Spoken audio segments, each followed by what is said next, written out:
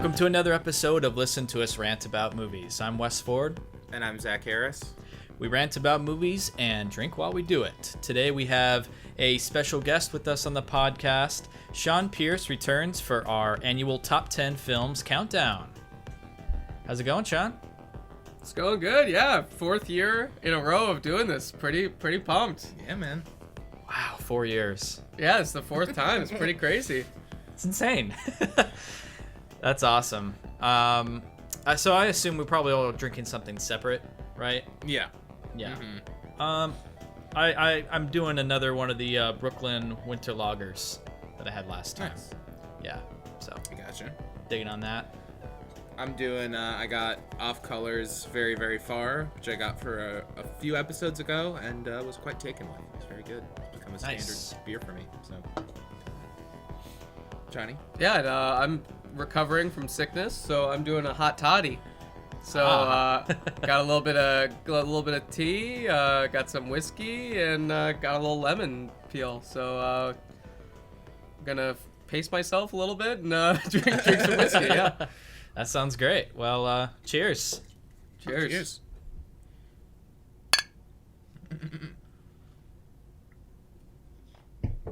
That's yeah. good. All right. So we've been doing something new with the guests lately, and Zach kind of started this, and I like this. But just for some context for people who haven't listened to this episode before or the show before, Sean has been on the show every year, as he said. And if you didn't know already, he's an editor, cinematographer, and a filmmaker in Chicago. And for our new listeners, Sean, could you tell us about some of the films you're into? So I like a lot of different movies. I go to the theater often. Live in Chicago with Zach. Don't live with him, but live near him. And we go to the Music Box a lot. So I gravitate towards anything playing at the Music Box or various things throughout the city. I would say the Criterion Collection is kind of a cliche, but that's what got me into being obsessed with movies, renting them from the library, buying them from deep discount, waiting for the 50% off sales. So that's kind of how I started, and then from there, just I don't know. I really like any sort of film that I will check out, as long as it's supposed to be good, or whether really no language barrier or time barrier, just kind of a quality kind of thing. And even then, I'll throw on That's My Boy or something like that. So yeah, it's, I like to watch movies regardless of quality, I guess. Yeah, totally. Yeah. Awesome. Cool, man. I'm real excited to see what we have for our top 10 this year. It's gonna be good. Gonna be interesting, yeah. But before we get into that, I'd like to remind all of our listeners that the podcast is brought to you by Audible. You get a free audiobook download and 30-day free trial at www.audibletrial.com/LTURAM. You can choose from 180,000 titles from your iPhone, Android, Kindle, or MP3 player. And if you like what you hear on this episode, remember you can find other episodes of our podcast on Apple Podcasts, Google Podcasts, Spotify, Stitcher, and YouTube. All right. So before we actually get into the countdown, figured it'd be a good idea to just talk about 2019 in general. What you guys thought of the movies this year. Was it hard to make your lists? How does it compare to the other years? What do you think? Kick her off, Shawnee.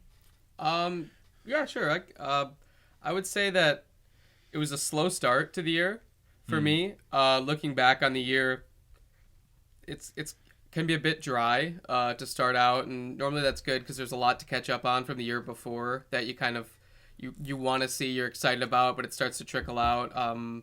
But I would say this year in particular seemed pretty slow. I don't think I even considered anything from the first 3 months of the year, which is pretty tough. But by the festival season, it seemed like there was 20 movies that I wanted to see that all came out in the same 3-week span, of course. So I would say I'm getting more and more sick of how things are stacked towards the end of the year with streaming and with all this access that we have now. I mean, I don't know why streaming sites just drop stuff the same day as 6 movies come out in theaters when nothing comes out of quality in the first 3 months. I just wish it was spread out a little bit more. Yeah. I feel like that made sense for the Oscars and certain things like that, but I feel like there's demand year round, and 2019, I feel like I didn't dive as deep as I have in years past, partially because I'm just busier now in life, and when 20 movies come out at the same time that I want to see, I can't watch all 20 anymore. So like, I feel like I missed more movies this year than any movie year in the past, and that's frustrating. Yeah, totally. Yeah, I feel pretty good about the year though. I mean, there's a lot there to like. I feel like making my list, it was easier to find the ones that would be on it, I guess, this year. Like there were more standouts, but maybe less overall that I felt that way about. But I thought it was a pretty dang good year, I'd say.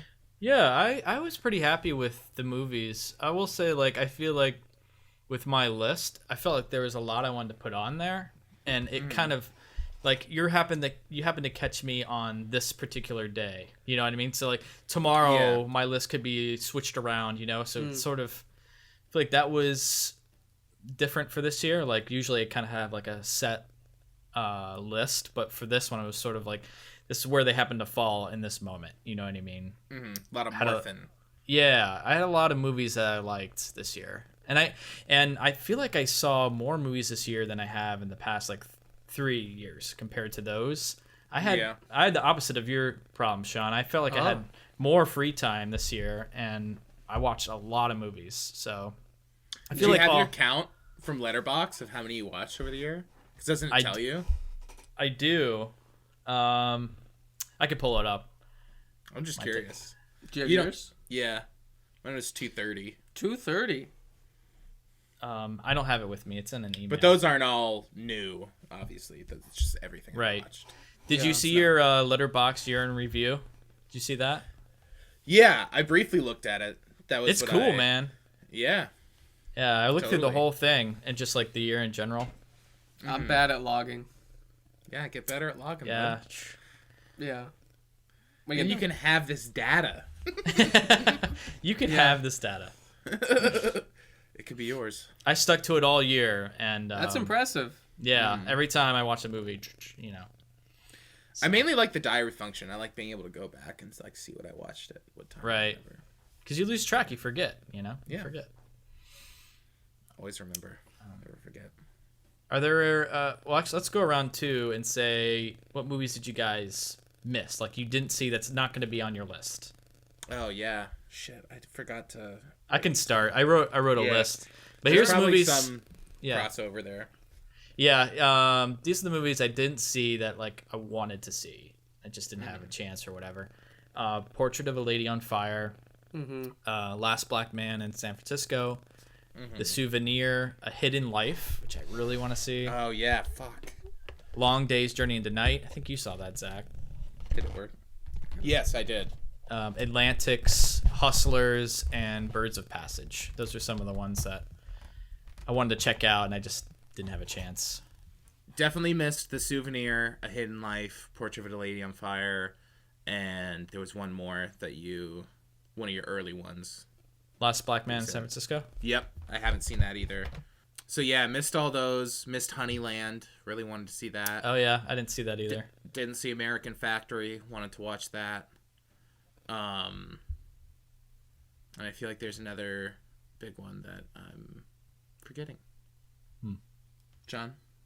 A lot of the same ones you guys talked about. Yeah. Hidden Life was one that I felt... It's a big hit. I was bummed I missed that one.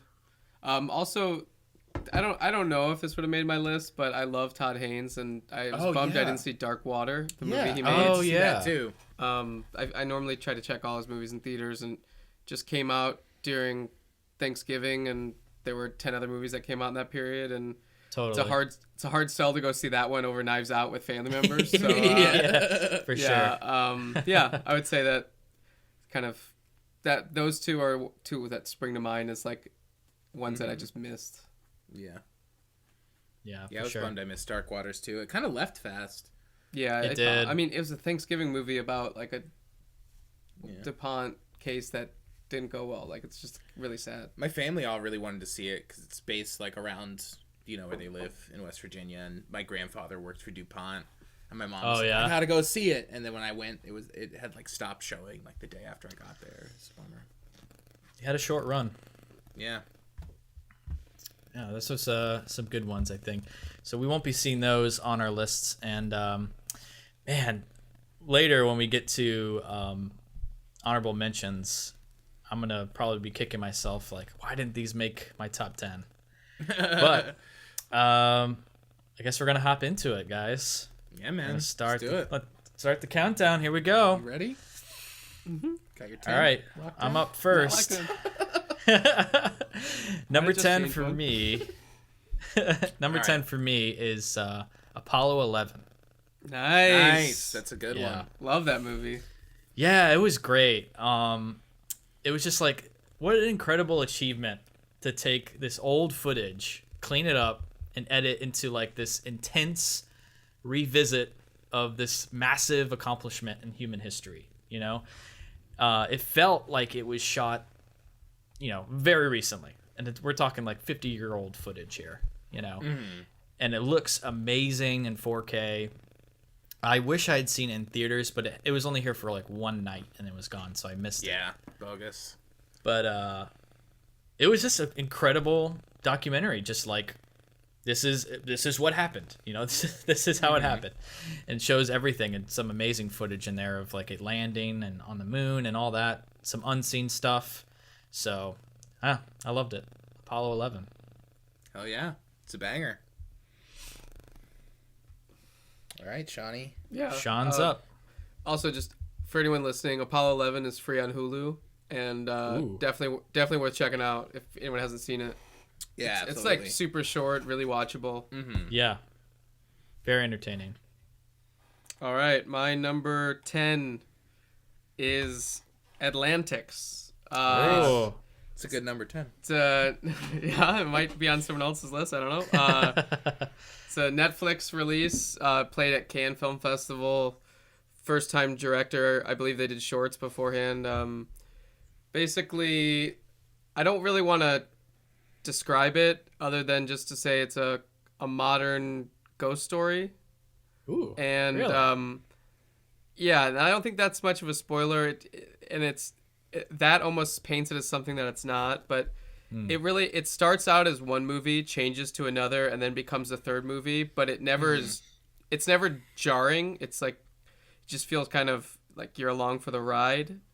I didn't know anything about the culture involved in it, and I thought it was just really well done. There's some really simple special effects in it that were very visually striking, and watched it on a Saturday morning by myself, and I'm still thinking about it like 2 months later. So yeah, number 10, Atlantics.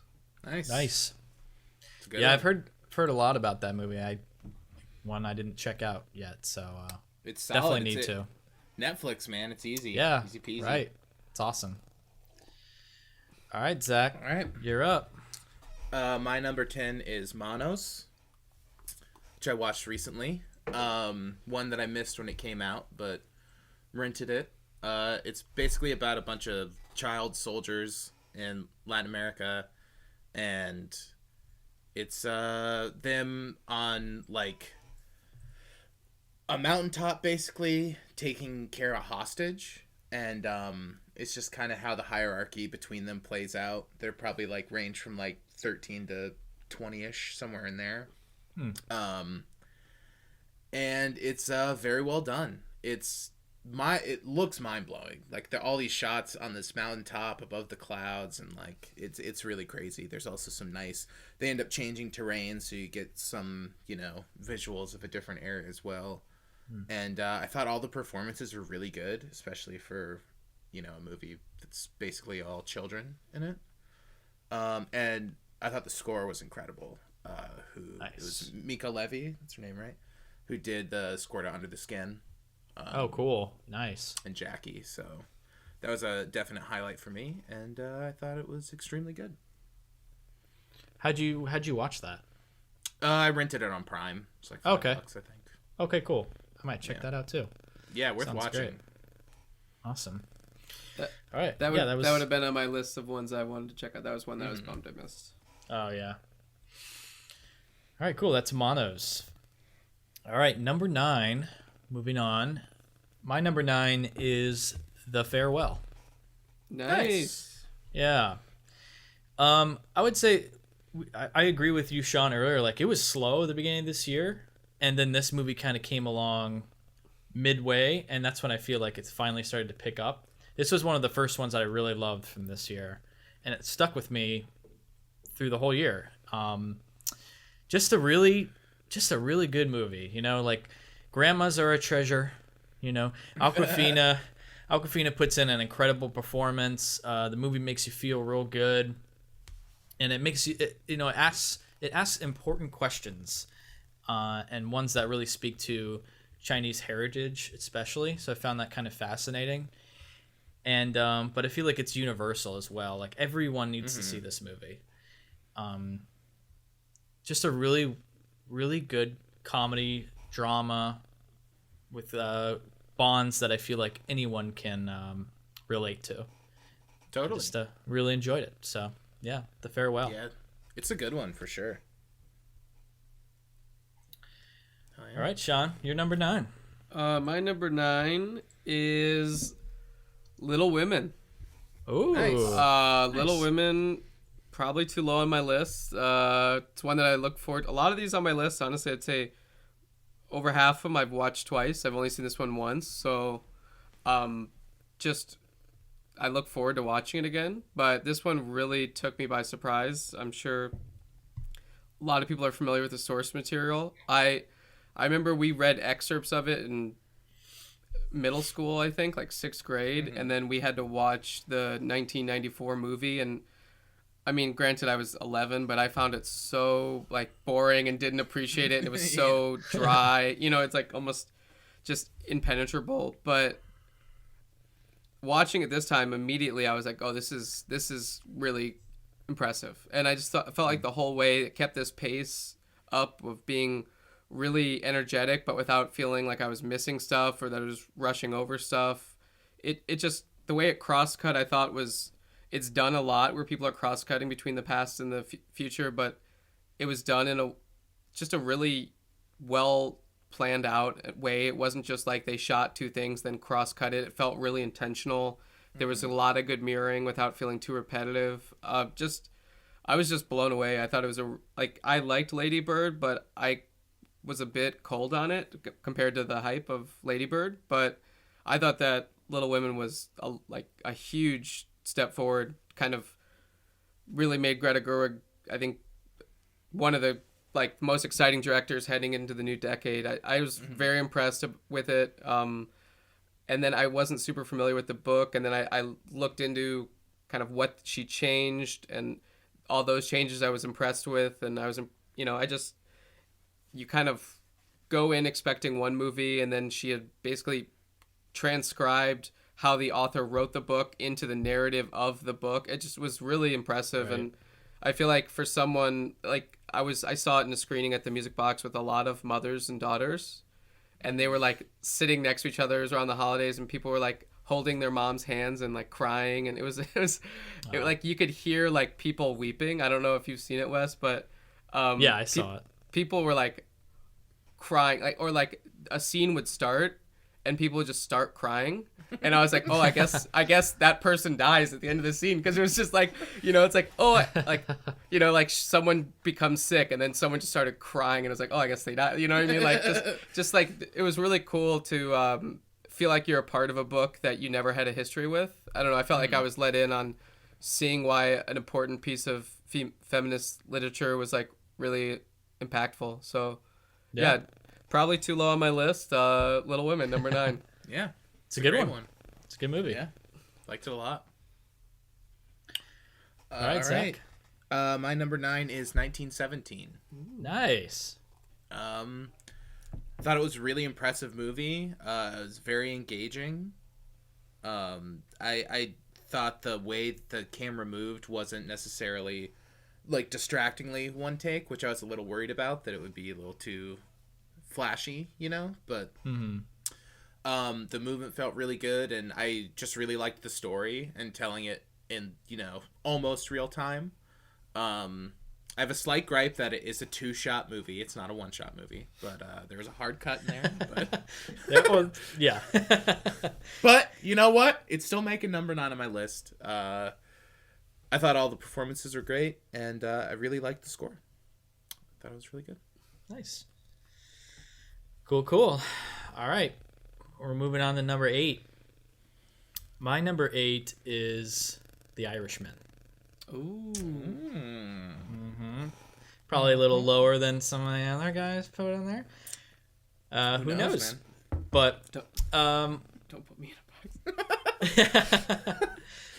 box. yeah. Come on, Martin Scorsese, great movie. Oh, yeah.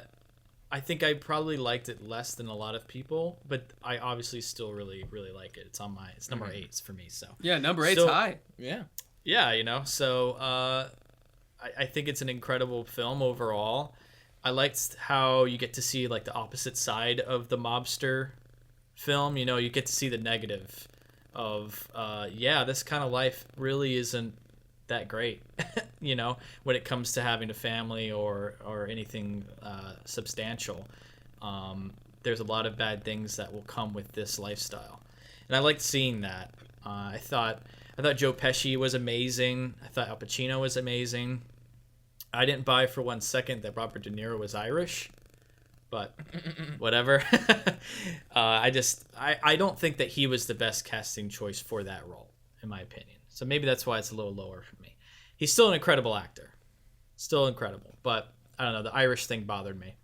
But yeah, it's really long, but it's a great film, and one that's like in the top tier, I think, of the Scorsese filmography. So yeah, The Irishman. It's good stuff. That's nice. Yeah. Hell yeah. And one more thing I'll add is I thought they did a really good job with the de-aging overall. Like it it's really impressive. looked pretty good. It looked pretty good. So, yep. Cool. All right. My number 8 is Ad Astra. Ooh. Or like that movie. It's a good one. Yeah, I like James Gray a lot. I feel like he has a cool sensibility. Very much every one of his movies, I feel like always feels like he watched another movie and got really excited about it and then made his own version of that movie. So I enjoy that kind of passion that you can tell he really responded to some sort of movie and was like, what if I made my version of that movie? So like it feels familiar, but for me, just I was very immersed in it. I saw it at a huge IMAX dome, and I really appreciated the technique, and I thought Brad Pitt was amazing in it. I really like Brad Pitt. For me, I like watching him. He's just one of those people you just like stare at his face and you're like, man, like he can't make a bad movie because he's in it the whole time. I just feel like he's just so good. He's so inherently watchable that like even though he's just like mumbling narration, I'm just like, yeah, like fucking give me that shit. I'm just gonna eat that up with a spoon. Yeah, like totally. I loved it. I also love Tommy Lee Jones, so him showing up, won't spoil it, but just I don't know, anytime you get like a wombat Tommy Lee Jones is like the cherry at the end of a movie. I'm like, I don't know. It also just I think probably was just the most pretty movie of the year, and I'm a sucker for pretty. So like I just thought like I couldn't believe how they did some of the space stuff. I feel like some of it's kind of brushed over as like, oh yeah, it looks pretty, but like I don't know, like when he's walking through the sewers and he climbs up on that spaceship, like I don't even know how they did that. It looked amazing. Yeah. Ad Astra. Tasty. Great one. Tasty dish. Well, what do you know there, Sean? Oh yeah. Because my number 8 is Ad Astra. Well, Wow. howdy. Covered it pretty well. Very pretty, good performances. I would say for me, it's probably my favorite of like the modern space adventure movie, I guess. I really like the world building they do in it. It's the shot where they come up an escalator on the moon, and then there's a Subway sandwich restaurant. Is really great. A lot of the little touches in the world I really liked, and I think that made it feel real.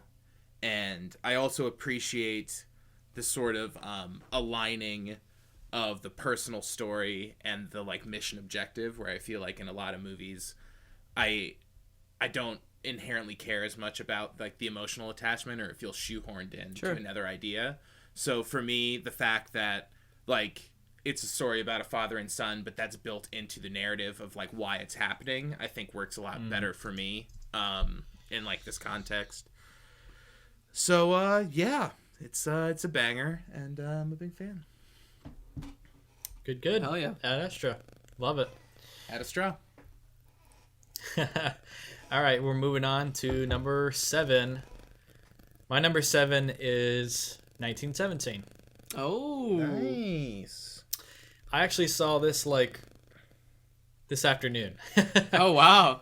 Yeah. So it's very fresh for me, and maybe that might be partially the reason why it's on my list, even this high up. But I just thought it was masterful filmmaking. You know, just incredible. I was more impressed with how the hell did they shoot this, and then like I was following more of the filmmaking than the actual narrative. You know, like the shots are incredible, the sweeping, beautiful cinematography. Roger Deakins, dude, he's so good. The production design was so incredible, because you have them like crawling over like these real fucking wastelands that they created, and like they'll fall down, and there's single shot takes, and they're falling down into this crater, and there's like skeletons and bodies like embedded in the sides, and like, dude, that's amazing. That's insane. I just thought it was just a very impressive film. You can't walk away and be like, that was so impressive, you know? Yeah. And it was just a thrilling story. So yeah, 1917. It's a great film. Yeah, it's awesome. Yeah.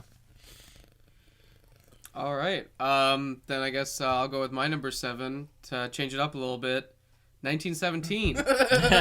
Nice. For me, I actually just saw it this afternoon. Wow, we both saw it today. Oh, second time. Okay. I saw it, I think, back in November. Yeah, we saw it at the same time. Oh, yeah, And, that's right. You guys went and saw it in the Dolby, didn't you? Yeah, we saw some Dolby, and then I went and saw it today, and I was Wes, you would have been impressed. I was almost saw it in 4DX. They had it. Oh, really? They had it in 4DX, Oh, but you didn't go. Oh, man. What a bummer. my wife and I are getting over being sick, and Get it all out. there was man. a strobe warning. So I was like, I don't know if convincing my sick wife to go see this movie that has a strobe warning. But yeah, so no, I the second time, you know, it went down in some regards, I'll be honest, but it went up in other places where like I was paying attention more to the background this time, and just looking at all these, I don't know how they found all these like really good faced British dudes to just like look broken and smoke cigarettes in the background. Yeah, like it's right. very impressive. There's so many little touches. I love the sounds of their boots squishing. I like certain things like that you never think about in other movies, but it's like, oh, Right. that boot squish, like, Just you know, makes it so more immersive. yeah, it does feel like a theme park ride in a way squish that sorry to cut you off, but a Oh, you're squish good. that I definitely noticed when I watched it was the head. There's the head wound. oh yeah, When she like puts her hand to his head. Oh, there's yeah. like there's like sound design of like a squishing on the yeah, back of his head. she and like I really, stops the bleeding, and he's like, Yeah. There's like a like a squishing sound. Anyway. yeah, so good squishes. Yeah, I would say it's just there's a certain part of the movie, I know it just came out so I won't spoil it, but it's like he's exhausted, and then he kind of reaches a different location and hears some singing, and it's like the flow from how they get out of the water and into the forest, it's just like it. Yeah. When thinking back on it, it's like how did the camera make that manageable? It's so seamless that like I feel like it almost looks easy. Like, it's easy to take for granted for someone that doesn't know everything that goes into it. But like, Totally. even to get the mud just right, and it's just so impressive. Yeah, it holds up on a second watch. But there's certain things that, like, because you know where it's going in that Right. like, you know, it is a tough sit where it's just like so harrowing that you're like, oh god, they still have to do this and that, you know. Totally. So but yeah, Fuck. lovely movie, and seems like people are really liking it. Yeah. So, Yeah. It did just win the Best Picture Golden Globe yeah, Yeah. yeah. I'll be curious best- to see. and Best Director, Sam Mendes. Yeah, I like Sam Mendes a lot. I feel like he's a bit Yeah. underrated. He is, yeah. He's Road to great. Perdition is one of my favorites. It's a good Yeah, one. Cool. All right. Zachy well, boy. Zach, you're up. All right, my number 7 is An Elephant Sitting Still, Oh, directed by Hubo. I didn't catch that one. That's one I wanted to catch. Yeah, it's very good. It's definitely a steeper, long run time, about 4 hours long. Oh my But God. but honestly, never was like, when's this thing ending? You know what I mean? I think it does a really good job at setting you into a pace, and it's so much about just like, it's just a day in the life of these like 4 or so characters, and then they all convene together for this train, and that's kind of like the goal for all of them individually. But and it kind of just charts over a day, and I just think the passage of time is really interesting in it, and just the way that they handle all the characters, it's very affecting. It's definitely extremely sad, and it's hard to be in for that long, but it was never something where I was, I don't know. It's just, it gets you in a zone where I wasn't really thinking about that, and I Yeah. think that's pretty impressive.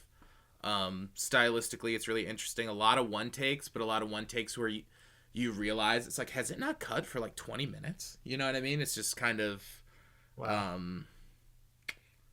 don't know what the right word for it is, but it just really kind of like eases you back into it. Boring? And, huh? boring. No, it's just like a slow-paced movie that like, and I don't want to say it's like hypnotic or like puts you in a trance, but it just kind of like takes you somewhere else. Yeah, you like- know what I mean? Like, And sleep. Chill out. Why did you try to watch it and fall I asleep? didn't. I wanted to see it, but I just didn't. Yeah, I mean, I don't know.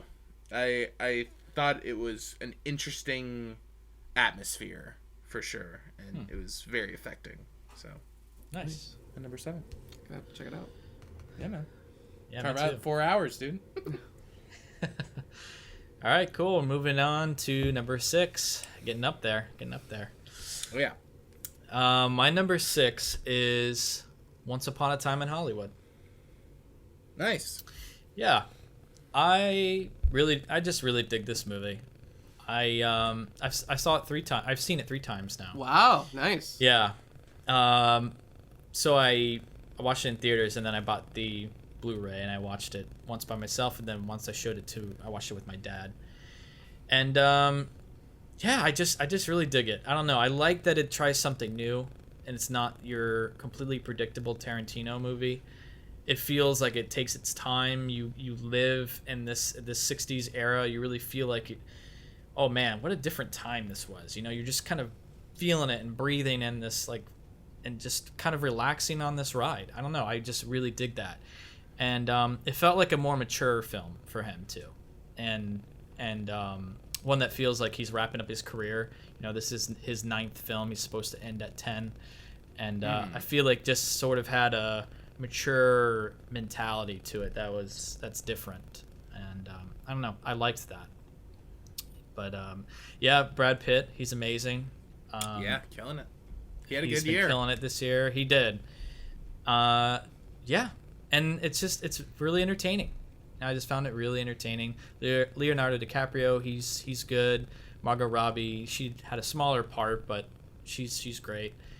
And yeah, I like his revisionist history stuff. He changes history, and I like that theme that he's been doing. But yeah, anyway, just a good, relaxing movie. I feel like I can pop in anytime and have a good time with it. So Hell yeah. Yeah. Yeah. Awesome. Yeah, that's one I wanted to rewatch. I just didn't do. Borrow it if you want. I got it. I'll need to. Yeah, I really want to. 4K looks very nice. It Nice. does look great. It looks great. All right, Awesome. Sean, number 6. My number 6 is The Truth by Nice. Hirokazu Koreeda. This was one that I caught at the film festival this past year. I think it comes out wide in March. I think IFC is putting it out. He did Shoplifters. That was like his big breakout. It won the Palme d'Or last year, or 2018. And this was his first movie outside of Japan. It takes place in France, but a lot of it's in English, so a lot more international appeal. Ethan Hawke's in it. But yeah, for me, it had the performance of the year from Catherine Deneuve as like this aging out actress who's kind of grasping with her best years of her career being past her, and she's releasing this memoir that she wrote that she kind of is trying to pump herself up a bit by including some lies about maybe some non-truths about how good of a friend and how good of a mother she was. So it's her. She's wrapping a movie coinciding with the release of her book, coinciding with her daughter and her daughter's child and husband coming to visit. So it's kind of this whirlwind week in her life. And to me, it's just I saw it with Zach, and I saw it with my wife and my brother. And my brother when it finished, he said like, that was barely a movie. and to me, that like, he meant it one way, and like for me, I think that's the mastery of Koreeda for me. That Such a subtle boy. He's so subtle. Yeah, he is. It's so subtle, but it feels. Also, Catherine Deneuve is playing an aging actress in France, who was in famous movies in the '60s, and Catherine Deneuve is a very famous French actress who had big movies in the '50s and '60s, and kind of is like some would say maybe past her prime. So like I felt like it was operating on a bigger level, and some film nerdery in there for sure, with some certain the way like in a way it kind of there's certain themes that are almost similar to like Once Upon a Time in Hollywood, but maybe it doesn't go as big and broad as that, but just that sort of twilight of your career. Right. And there's a lot of scenes of them on set, and she's basically acting alongside this woman who people are calling the next her, and she's like, I don't see it. There's just this back and forth, and I just found it really funny, and I was smiling a lot, and like my wife kept looking at me, and I was like smiling, I guess. Like it's just like a thing where I just enjoy it. It's like a happy place for 2 hours. And I feel like Koreeda just does that. He's so good at that. Yeah, Making you does it. smile, you know what I mean? Like, and I was a bit worried that losing the kind of the I love Japan and the culture, losing some of that sort of restrained culture would take away some of the impact that he has in his movies. Yeah. But I feel like he translated that Japanese sensibility to sort of a French pride in a really interesting way, that it feels a little different, but it's also very much him.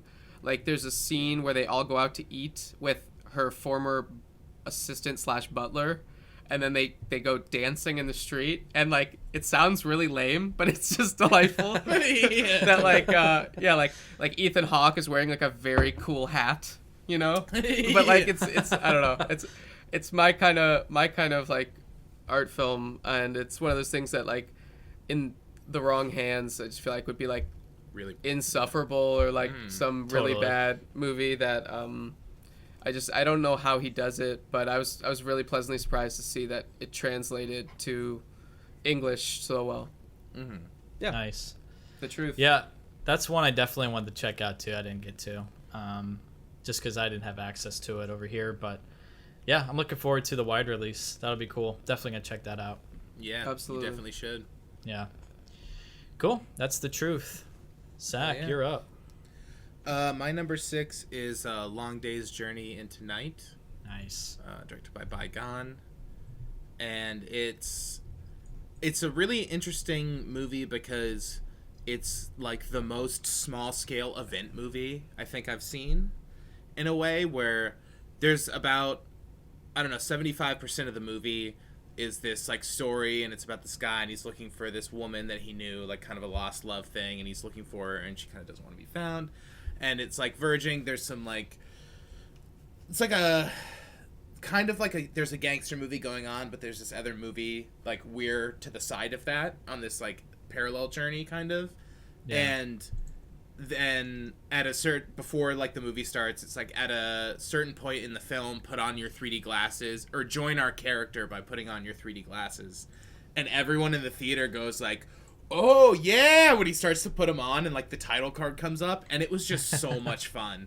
But you're watching this like really serious like art movie, you know, and then like all of a sudden there's like this like pounding synth score, and it's this like crazy surreal 3D experiment, and it's just so cool. And it was such a unique movie going experience that I feel like that alone, it's almost like I want to watch it again so bad, but there's just no way it can like measure up to that, you know what I mean? Yeah. It was just interesting to see that type of movie in a theater with people who are like cheering for this surrealist dream 3D one take. You know what I mean? It's like really strange. And there was just also all these like things that they shot in 3D that were so simple but just were so interesting. Like a anamorphic lens flare in 3D. Yeah. Where it's mirrored on all sides like that, as just like a simple example of like, wow, you know what I mean? I've never seen that. There were so many things that I've never seen in it, and it was definitely the best 3D I've ever seen in a movie. It's crazy, man. It's been a good year for 3D. Gemini Man too.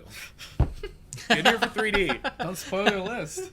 Yeah, well, I think we can say Gemini Man is not on my list. But if I were making a top 10 3D of the year, it would definitely be on my list. That would be up there for sure. Yeah. Top 2 probably, right?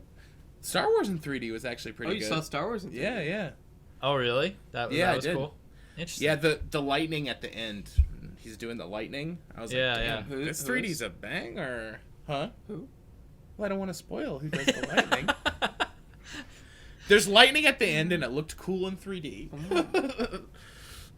That's awesome. All right, Long Day's Journey into Night.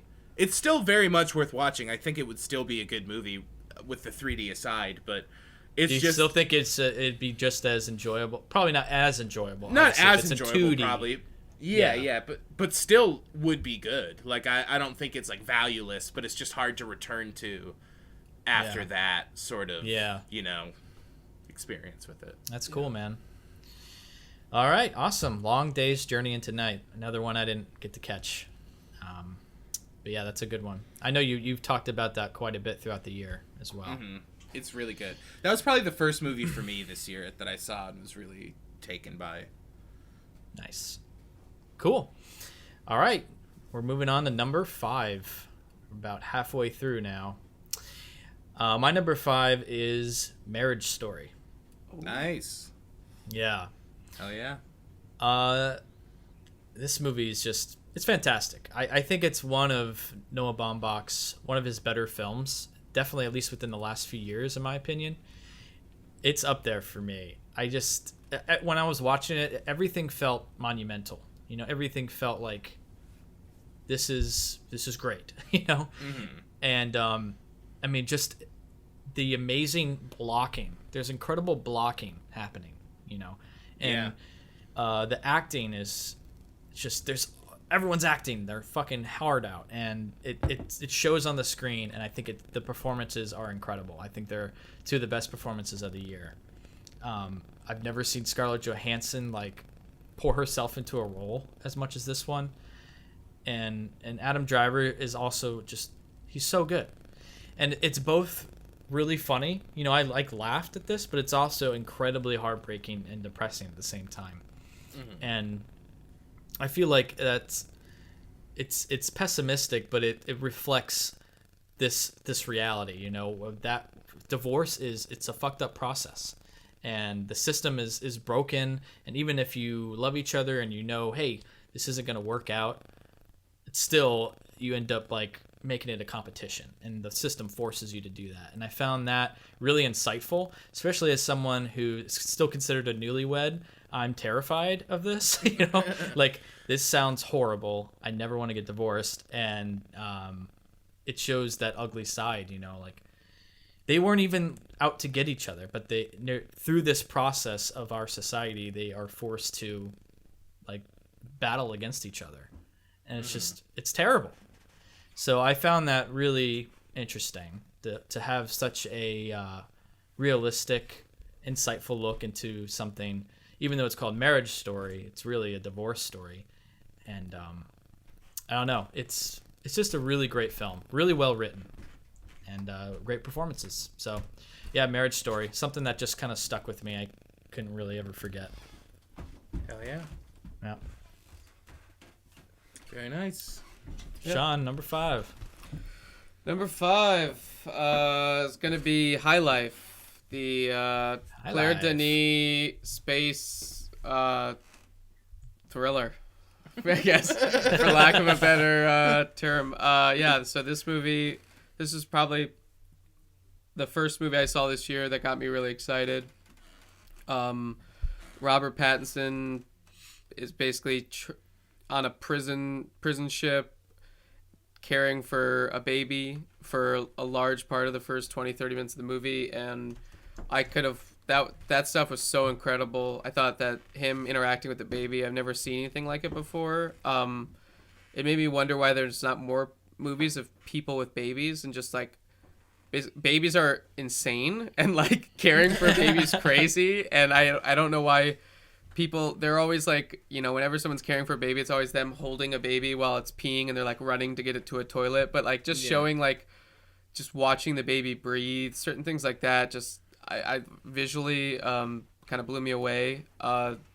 Really thought the whole concept of prison reformation and the research done was really interesting. Juliette Binoche, her like long hair and the fuck box was probably the box is good. one of the scenes of the year for me. Just I just feel like there's so many simple visuals that just feels like something that someone would picture in their head, and just like the way they're executed, like the people floating through space, the bodies that they're flushing at the beginning, certain things like that, just really stuck with me. Like I kind of remember things in terms of just strong visuals, like, and I felt like that was kind of the movie where the plot just kind of keeps going and going, but you're just kind of going from strong visual to strong visual. But I feel like I didn't miss much in between. Just definitely one that I look forward to revisiting every few years. Sometimes you watch a movie and you're like, I can't wait to watch that in 3 years. I don't know if you guys ever feel like that, but that to me was that movie. Gotta give it its stew time. Yeah, like I'm gonna stew on that, and then like again. I'm gonna like I don't know. She has quite a few movies like that. Claire Denis, and some like like White Material. I just sometimes just images from that movie pop into my head, and I'm just like, fuck, you just kind of. She just distills stuff to these like striking images that I feel like almost you're not supposed to remember the whole movie, but just pieces of, and I just love her style and the elliptical editing. Yeah, she just doesn't make movies like other people, and I appreciate that she made one in outer space. Like, yeah, totally. That dog yeah. ship too. Oh yeah, the dog ship's really good. It's a really good year for spaceships full of abandoned animals. Yes, totally. Yeah, between that and Ad Astra, the monkey ship. Yeah, Right. I would say yeah. Also, good year for space. You brought up Apollo 11. Yeah, great year for Um, space. The couple other ones that I'm forgetting, but yeah, like space was like just crushing it this year. Totally. Yeah. So High Life number 5, Claire Denis, master. Robert Pattinson too, man. He's just been killing it lately, in my opinion. Like, Quick side thing. Did you see Lighthouse? I did. What'd you think of Robert Pattinson in Lighthouse? It wasn't his best role, but I liked him. Yeah, I would agree. I was a little after like the role he was on, I was like Lighthouse is gonna change. It's gonna be. I was a little disappointed. That was disappointing for me. Lighthouse. Mm-hmm. Yeah. Not that it was bad. It's just I thought it was gonna be like my number 1 of the year. I don't know. Yeah, it was for me too. I went in with really. Yeah, we're getting a little spoilers here. But I would agree with you, Sean. Yeah. Same here. Very good though, Lighthouse. Yeah, it's a good movie for sure. It's a good movie, but I don't think it made our top 10s. Zachy boy. All right, my number 5 is Birds of Passage, Ooh. which is a movie about the kind of like rise of the marijuana Colombian cartel. And it's just a very intense, affecting movie while also being really restrained. Stylistically, it's just like a fine wine, just very nice. You got a lot of interesting insight to how this started, and I think the characters all feel very real, and it's kind of like stumbling into it the whole time. And I don't know, there's a lot of interesting cultural things, like there's some like ceremonies, I guess you would say, in it that are really interesting, and it's just kind of nice to see one of those sort of like rise to power stories done in such a restrained way and with such a unique style. I don't know why I haven't watched their TV show yet. They have a show, right? On that, did you watch it yet? It's not that good. Yeah, it's not that good. I guess he's not as involved as, Oh, okay. But yeah. But yeah, it just seemed like they did Embrace the Serpent, and I really liked that movie a lot, and I love that movie more. So yeah, you got to watch this. It's very good. This was my number 1 last year. Yeah, because Sean got to. Oh right, yeah. Sean is a big fancy boy. Got to see it early. You're gonna come, but you had a friend in town. I know. I had to bail on the screening. It was a bummer, but yeah, I saw it this year, 2019 release, and, and it was very good. Yeah, I mentioned earlier that was one of the ones I didn't get to see. Yeah, but pick up that Baby Blue. Just give it a blind buy. It's worth it. Yeah. Okay. Yeah, Embrace of the Serpent was my number 2 or 3 from that year. Yeah, so I was a big fan. 2 years of that ago. Embrace of the Serpent. 3 years, 3 or 4. 3. Yeah. Yeah, you'll love it then. We're dying. Cool. Yeah, we're all gonna be. We're hurtling towards that. Awesome. Sweet. Well, did you rewatch it? Huh? Did you rewatch it? No, I haven't. I did buy it on Blu-ray the day it came out and have not watched it again. But I need to. It's very good. But before we get into number 4, I got to talk about this Audible promo. All right. Were you paying attention earlier when Wes said it? Zach, you were tuned out, weren't you? What? I don't think he was listening. Yeah. All right. Well, just please tell me. Before we get into the rest, I just want to say that for the listeners to the Listen to Us Rant About Movies podcast, Audible is offering a free audiobook download with a free 30-day free trial to give you the opportunity to check out their service. So to download your free audiobook, go to audibletrial.com/LTURAM. audibletrial.com/LTURAM. Do they have The Hobbit on there? Maybe, dude. You should check it out. They've got everything on there, man. Dude, they've got everything. You gotta listen to The Hobbit on Audible with promo code /LTURAM. Right, dude? Free audiobook. You ever think I just want to listen to The Hobbit right now, but I don't have any money to do it? You know what I mean? Look, guys, I'm not a betting man, but if I would bet, I bet at least $100, maybe $500 that they have a really cool narrator of The Hobbit. They might have Martin Freeman. They might have Morgan Freeman. They got a good one. All right, number 4. All right, we're moving on to number 4. My number 4 is Her Smell. Nice. Oh. I did not expect this film to be this good. It's very good. It's extremely good. It's also incredibly panic-inducing for most of the movie. You know, like it's very stressful. But I feel like what it was trying to go for, it did that so well. Of capturing this, aging rock star who's kind of struggling with her sobriety, trying to recapture the creative inspiration that sort of brought her to fame to begin with, and struggling with all of that, and just completely spiraling towards, her worst point. Complete meltdown, and then getting there, and then trying to find her way out. I found that very captivating, very affecting, and it all feels really calm after that moment. Almost like you're off drugs, you're off the high that you were feeling this whole time. And that switch was just really well done to me. And I just, it was very affecting. It's a great film. I don't know what else to say really, but it's really well made. The kind of moving camera felt very documentary-esque, which you actually see at one point that she has a crew following her for that reason. And I don't know. It's a really good movie. It's really freaking good. Elizabeth Moss is incredible, and I thought a lot of the cast was very impressive as well. Like I didn't expect a lot from like Cara Delevingne. She was good in it. You know, Dan Stevens, he was great in it. Yeah. Totally. So yeah, it's a good movie. Hell yeah. Totally. Yeah, Her Smell. It's my number 4. All right. Number 4, I guess before I get to number 4, I will say the bummer of being sick is I'm pacing my drinking pretty extensively, and I love getting drunk and just ranting.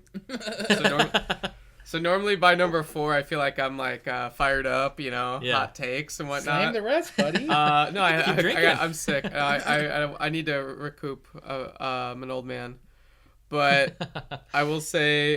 So I'm gonna try to fix that by number 1. But yeah, I would say that's a bummer. But for me, number 4 is gonna be Her Smell. Interesting. Oh, very nice. Her Smell. Yeah, I saw this in theaters. Feels like I want to say 3 years ago. It's been a long year, but I walked out of the theater and I was like, I hated large parts of that movie. Like I fucking hated, like I get it. 45 minutes of that movie. But then I was just I found myself like I didn't like it, but then I was telling Zach, I was like, you gotta fucking see Her Smell, like and then like I was telling like all my friends, like, have you seen Her Smell? Like it's just one of those things where I love like when movies are cyclical, and I'm like that's an easy fucking win when a movie like starts with the neon that says Her Smell and like tilts down to her, and then at the end of the movie it shows her and tilts up to the Her Smell, like certain things like good. that. Little Women does that as well, where it starts with her back walking in a door and then ends with her walking out facing like I love that like cyclical kind of design, and I feel like Her Smell gets that across in the way that it's showing the cycles of anxiety, where like it's so long and so prolonged and so indulgent, but like that's what panic attacks are, is they feel like they're never ending. And there's if she only had one panic attack and then she recovered, you'd be like, okay, like that's not real life, because the truth is when you make a mistake, even if it's with ones you love or that kind of thing, I'm sure we've all gotten into fights and then said we wouldn't get into a fight, and then you get into a fight about the same shit again, like that sort of thing where she does it again and again and again, and the people that love her bandmates, her ex-husband, like her manager, just because they're famous, they have to tolerate this because they can't get success elsewhere, and it just feels like really honest. And I don't know, I love the structure, the 5-act structure.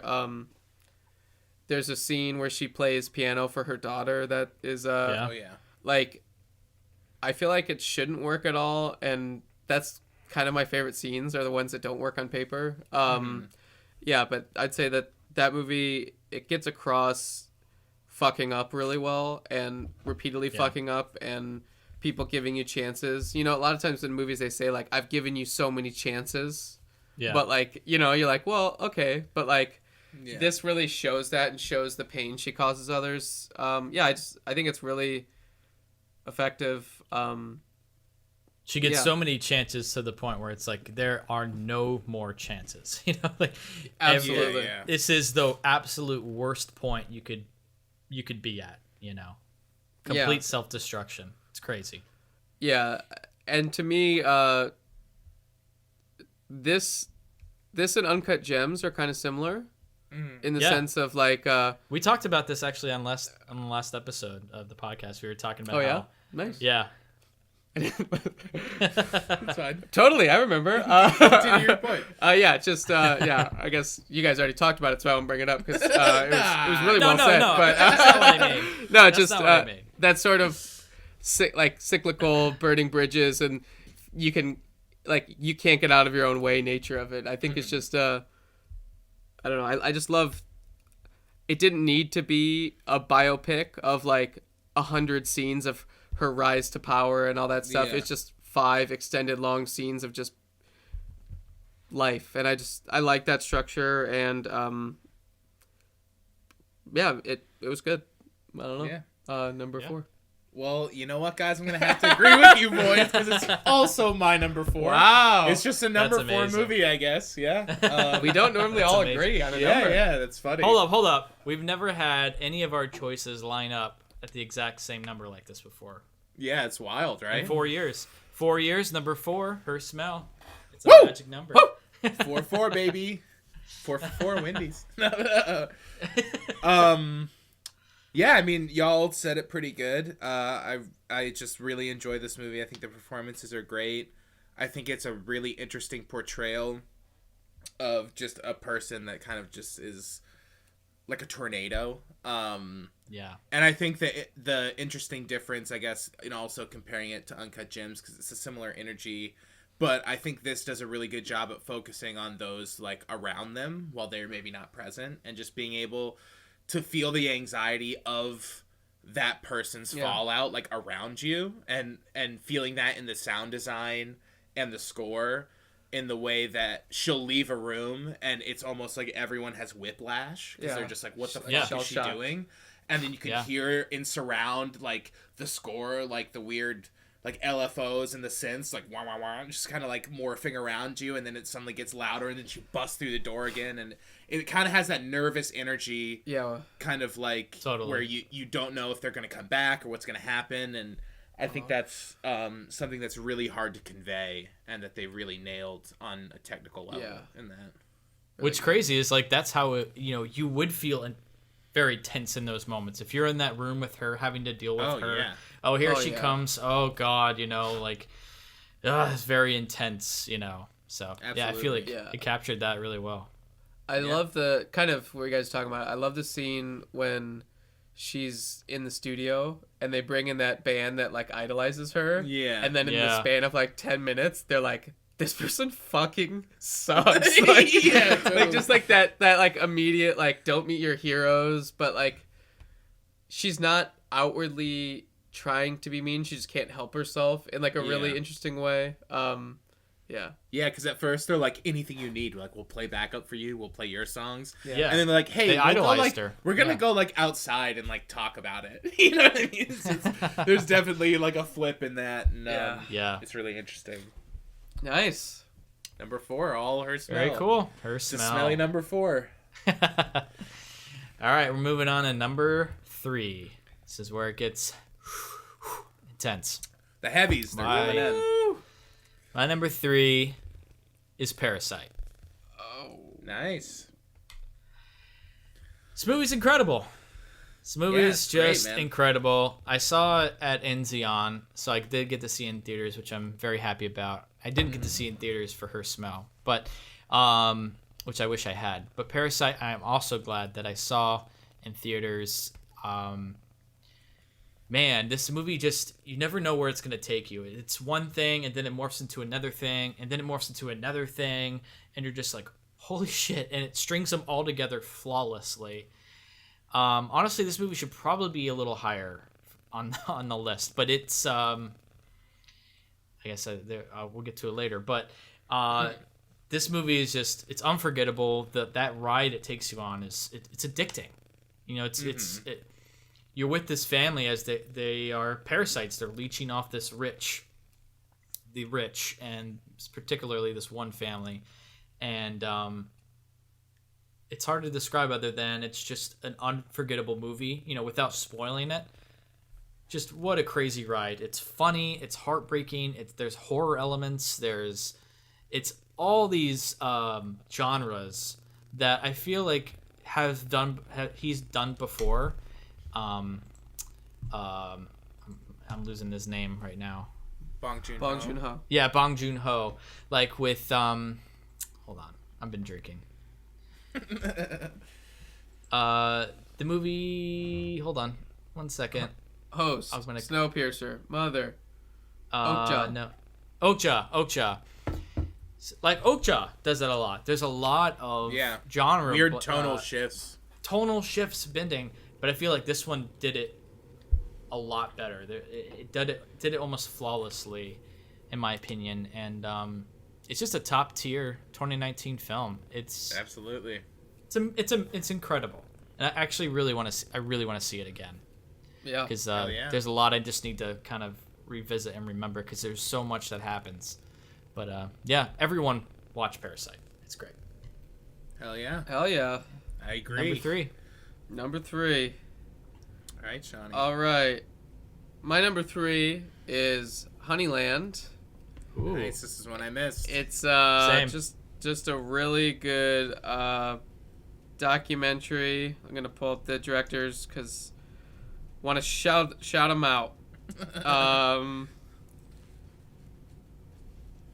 Yeah, just off the top of my head, their names are Tamara Kotovska and Lubomir Stefanov, and just two champions, just off the top of my head. And this is about just this woman who's a beekeeper in Macedonia, and the way it starts, immediately I knew I was like really enjoying it, but every now and again people make documentaries and I feel like they strike gold where they are following a protagonist, and you can have that great slice of life documentary. Like they call her the last female beekeeper in Europe. I don't know if that's true, but basically she tends to bees all over, and she lives in this tiny hut with her mom, and she walks to the major city to sell it at like markets, and she's haggling prices, and it's like, oh man, this is incredible. Like, how do you get this access? To me, this would be it sounds weird, but this would be a dream vacation. Like, I love to travel and see things, but it's always skin deep and kind of touristy, but a great documentary makes you feel like you go on a trip with someone, and this is like, awesome. But what really set this movie off is then she has neighbors that move in next door, and the back and forth of her and her neighbors. I just rewatched this movie 2 days ago with my wife, and I was like, hey, I want you to watch this movie. It's about a Macedonian beekeeper. And she was like, okay, like, let's do it. And I was like, awesome, you're the best. And then she fucking loved it. Like, it's just one of those things where it's so funny. It's like one of those things where you're like, it seems kind of dry and sad. And for sure that there's moments of sadness and hardship, but it's a really funny movie. These neighbors that move next doors, they're just the worst, and they just fuck up everything and are hysterical and just are so ridiculous. And it's like they got, because they basically, the documentarians, they just brought tents and slept outside her hut for 4 or 5 days a week for 3 years. Wow. And it's like, this could have just been a movie about a woman taking care of bees and her mother.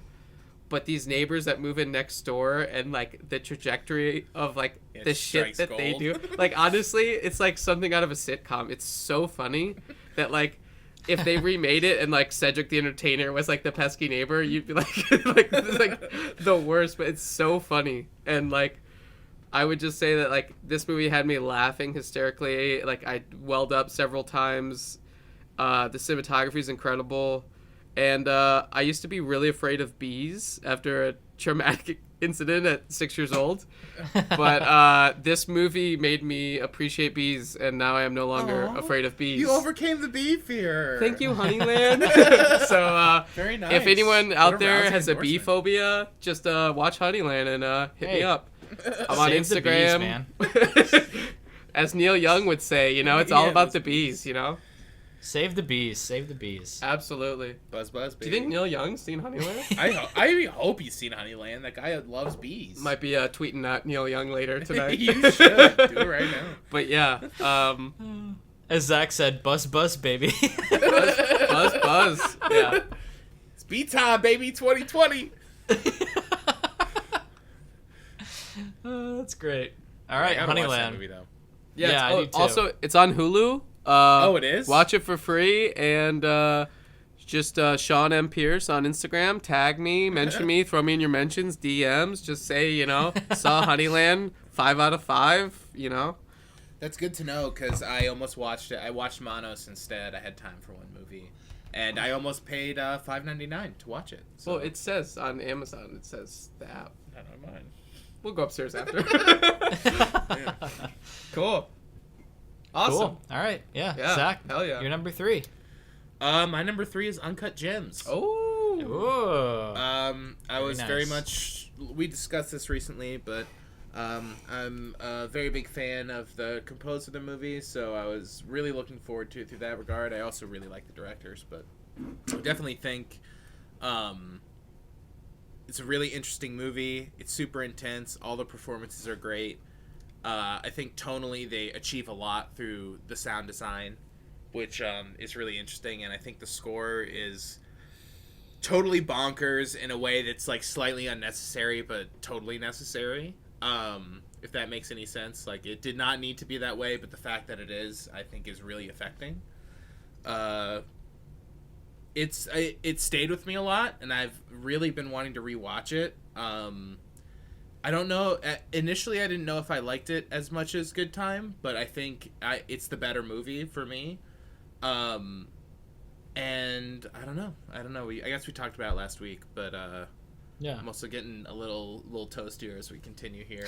But just a movie with really great performances and a lot of technical skill. I like the way that the Safdies blend non-actors and professional actors, which is just something I like from any director. But yeah, I think it's a great movie and it seems to be doing really well. So I guess a lot of people agree. Hell yeah. Well, guys, my number 2 is Uncut Gems. Oh, wow. All So kind of a seamless transition there. Yeah, I agree with you, Zach. Like you said, we talked about it, but this movie it stuck with me, and I think it's definitely the better film between this and Good Time. It's a big step.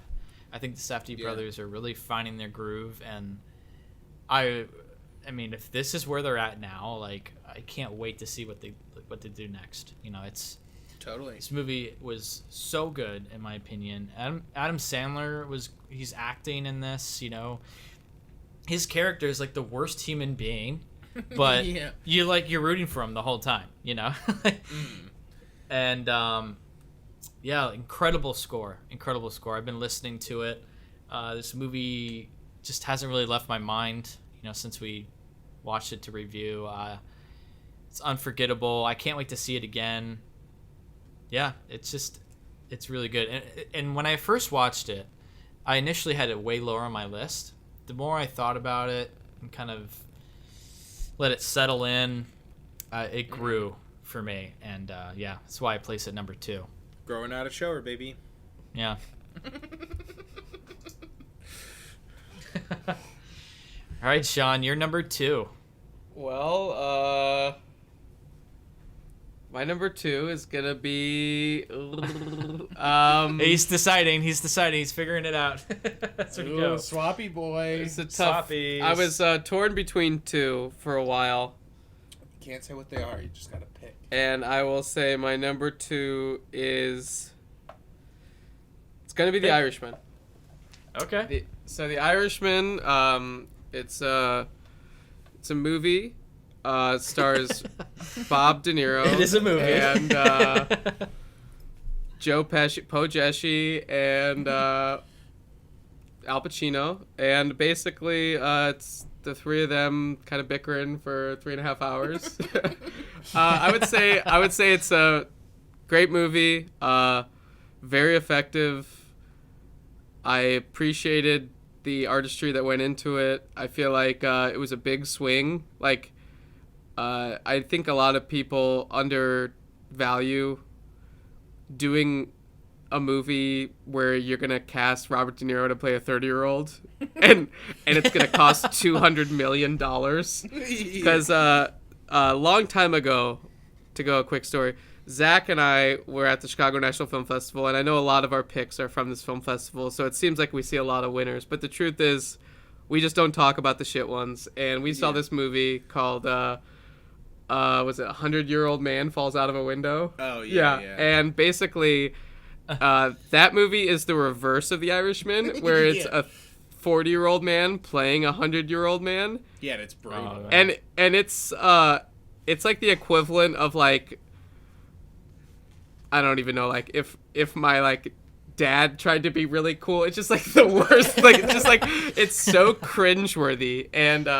so I feel like that it's a big swing, The Irishman, and a million different ways it could have gone wrong. And I think for what they accomplished, it's incredible. Like it truly, the fact that it's even just watchable, I think is impressive. And the fact that it's an achievement and amazing is mind-blowing.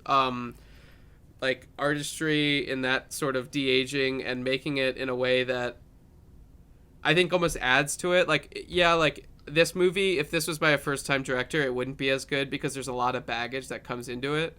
With like, not a single person watching it is like, oh, I'm not thinking about Martin Scorsese's entire career. Yeah. Right. Like, but like that's fine because he's Martin Scorsese. Like, there's certain directors you allow that kind of filmography waxing, much in the same way, Wes, you brought up Once Upon a Time in Hollywood being Quentin Tarantino's 9th film and he's winding down. Like, there's certain American and international directors that you just associate with like the career. And I feel like for me, it's impossible to separate Scorsese from his career. So while that can be a negative, that doesn't really matter. Like to you, that's fine, but it matters to me. And like watching this movie, knowing Goodfellas and Casino and Mean Streets and those movies being influential to me, it does have a huge impact. So like, I feel like it is a summation of a career, and it's a summation of one of the greatest careers in American cinema, and it's really good. And it's him reteaming with like De Niro and Scorsese together for the first time in 25, 30 years. Like it's truly like baffling that this is what it is and how good it came out. So yeah, The Irishman #2. It's on Netflix, so check it out. Yeah, that's it. Which is amazing that it's just, this movie is on Netflix. You know. Yeah, it's absolutely. crazy. Yeah. And one thing I didn't mention in my review reminded me was I love the ending. Oh Yeah, it's incredible. It's an incredible ending. And yeah, I guess that's all I had to say. It's a great ending. Well, if you have anything else to say, Wes, we can just keep talking about it because also my #2 is The Irishman. Oh. Had a feeling. Yep. It's like you were saying, I think it's a really impressive sort of summation of a career, and it's something that you watch and I was like, how is it going to live up to this? But it's like, it's cozy and familiar and feels substantial, but it's also something new, and I think that's really hard to do. You still get all the like minutia about gun silencers and beer steamed chili dogs and like all those like banger little moments that are like the equivalent of the like slicing the garlic with the razor blade or whatever. But you also get it in this new sort of way that's very technically impressive, but also impressive on a different level, just strictly in terms of the structure and the sort of building through the time. I know a lot of people had a problem with like the performance and the de-aging, but honestly, like while I think it takes adjustment to realize you're watching a different 30-year-old De Niro, right. I still think for me the price of having De Niro in the movie is way worth that. And I think it's interesting to kind of take it in a direction where it's someone else. And while it's a little off-putting maybe at first, I really just fell right into it. And yeah, there's just so many great scenes. It spans so much time that I just find it really impressive that they're able to juggle all that. And honestly, I mean, we saw it in the theater, so I don't know if that influences this, but I had zero issue with the runtime. I watched it twice. Yeah, no issue. Yeah, it's just like I put it on to do a little spot check when it was on Netflix, and I blinked and I was an hour and a half into the movie. You know, like it's just so inherently watchable and so what I wanted from it. You know what I mean? That it felt very substantial to me, and it's always good to go see something in it. Once again, I feel like this is a good year for like event movies. You know what I mean? Well, yeah, Avengers Endgame. Spoilers. Yeah. Number one. But But yeah, I mean, like, there's that, and then, I mean, Long Day's Journey in a Night had a similar vibe. It's like an event movie in 1917, and Gemini Man. And Star Wars. Yeah, Star Wars. I don't know. Yeah, I guess I don't have much more else to say about The Irishman. It's just very impressive and super entertaining, but also brings kind of a new angle that sort of reframes a lot of his work in an interesting way that I found very effective. yeah. Good Also, stuff. just a real quick, there's a lot of controversy about Anna Paquin, and like, Oh, I love Yeah. Anna Paquin. I do not. I thought she fucking was get it. amazing in it. It's incredible. Yeah. What she does with stairs and stuff. Like, honestly, I fucking hate long drawn out scenes of people talking about stuff that could just be done in a passive look. And I feel like Yeah. this is a perfect example of that. Like, I really felt that stare every time, and that to me is the thing I think about when I think of the movie. Yeah, So, it's one of the definitely What standout. I find visuals. like what I find really annoying about that is people are like, oh, she didn't have like a lot of dialogue, so she didn't get to do a lot of acting. It's like, no, her looks, her lack of dialogue, it makes you have to have more acting there because you're not saying Yeah. things. And I feel like Absolutely.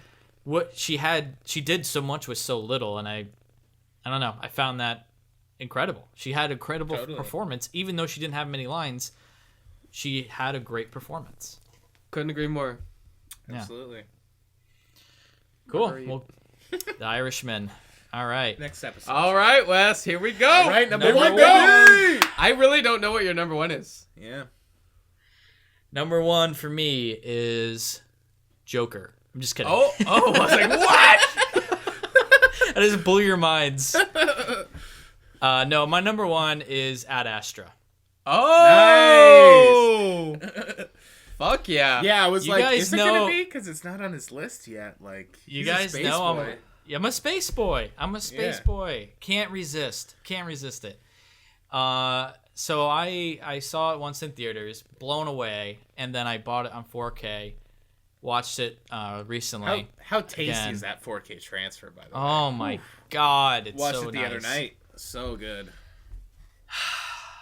I just love this movie. I don't even think that it's like necessarily the best film of the year, but it is just my personal favorite. It just stuck with me. The score. I love the world building. I love that you have this near future reality that feels completely plausible. Yeah. Like, oh, commercial flights to the moon with subways on the moon. That is Yeah. going to happen. You know, like that is exactly what. $125 blankets. Yeah. Yeah, Upcharge. exactly. But like having that sort of spaceport on there, like that's gonna be a thing, and Yeah. eventually that's gonna be a jumping point to Mars. Like we are working on this now, and I don't know. I found just that world building so amazing and really cool. You know, because you have a sci-fi film that's very realistic, and I just love that. You have little hints of 2001: A Space Odyssey in there with the flight and all that. Love that.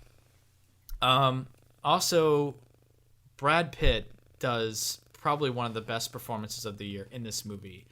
And it's crazy because it seems on the surface very level-headed, Yeah. kind of single-toned, but he's conveying, he's playing a character who doesn't show his emotions. He's very calm, but inside he's being torn apart, you know. And that's such a hard thing to convey as someone who is very calm, level-headed, and slowly is starting to unwind inside, but holding that back. That's insane to perform for an actor. Like, that's crazy.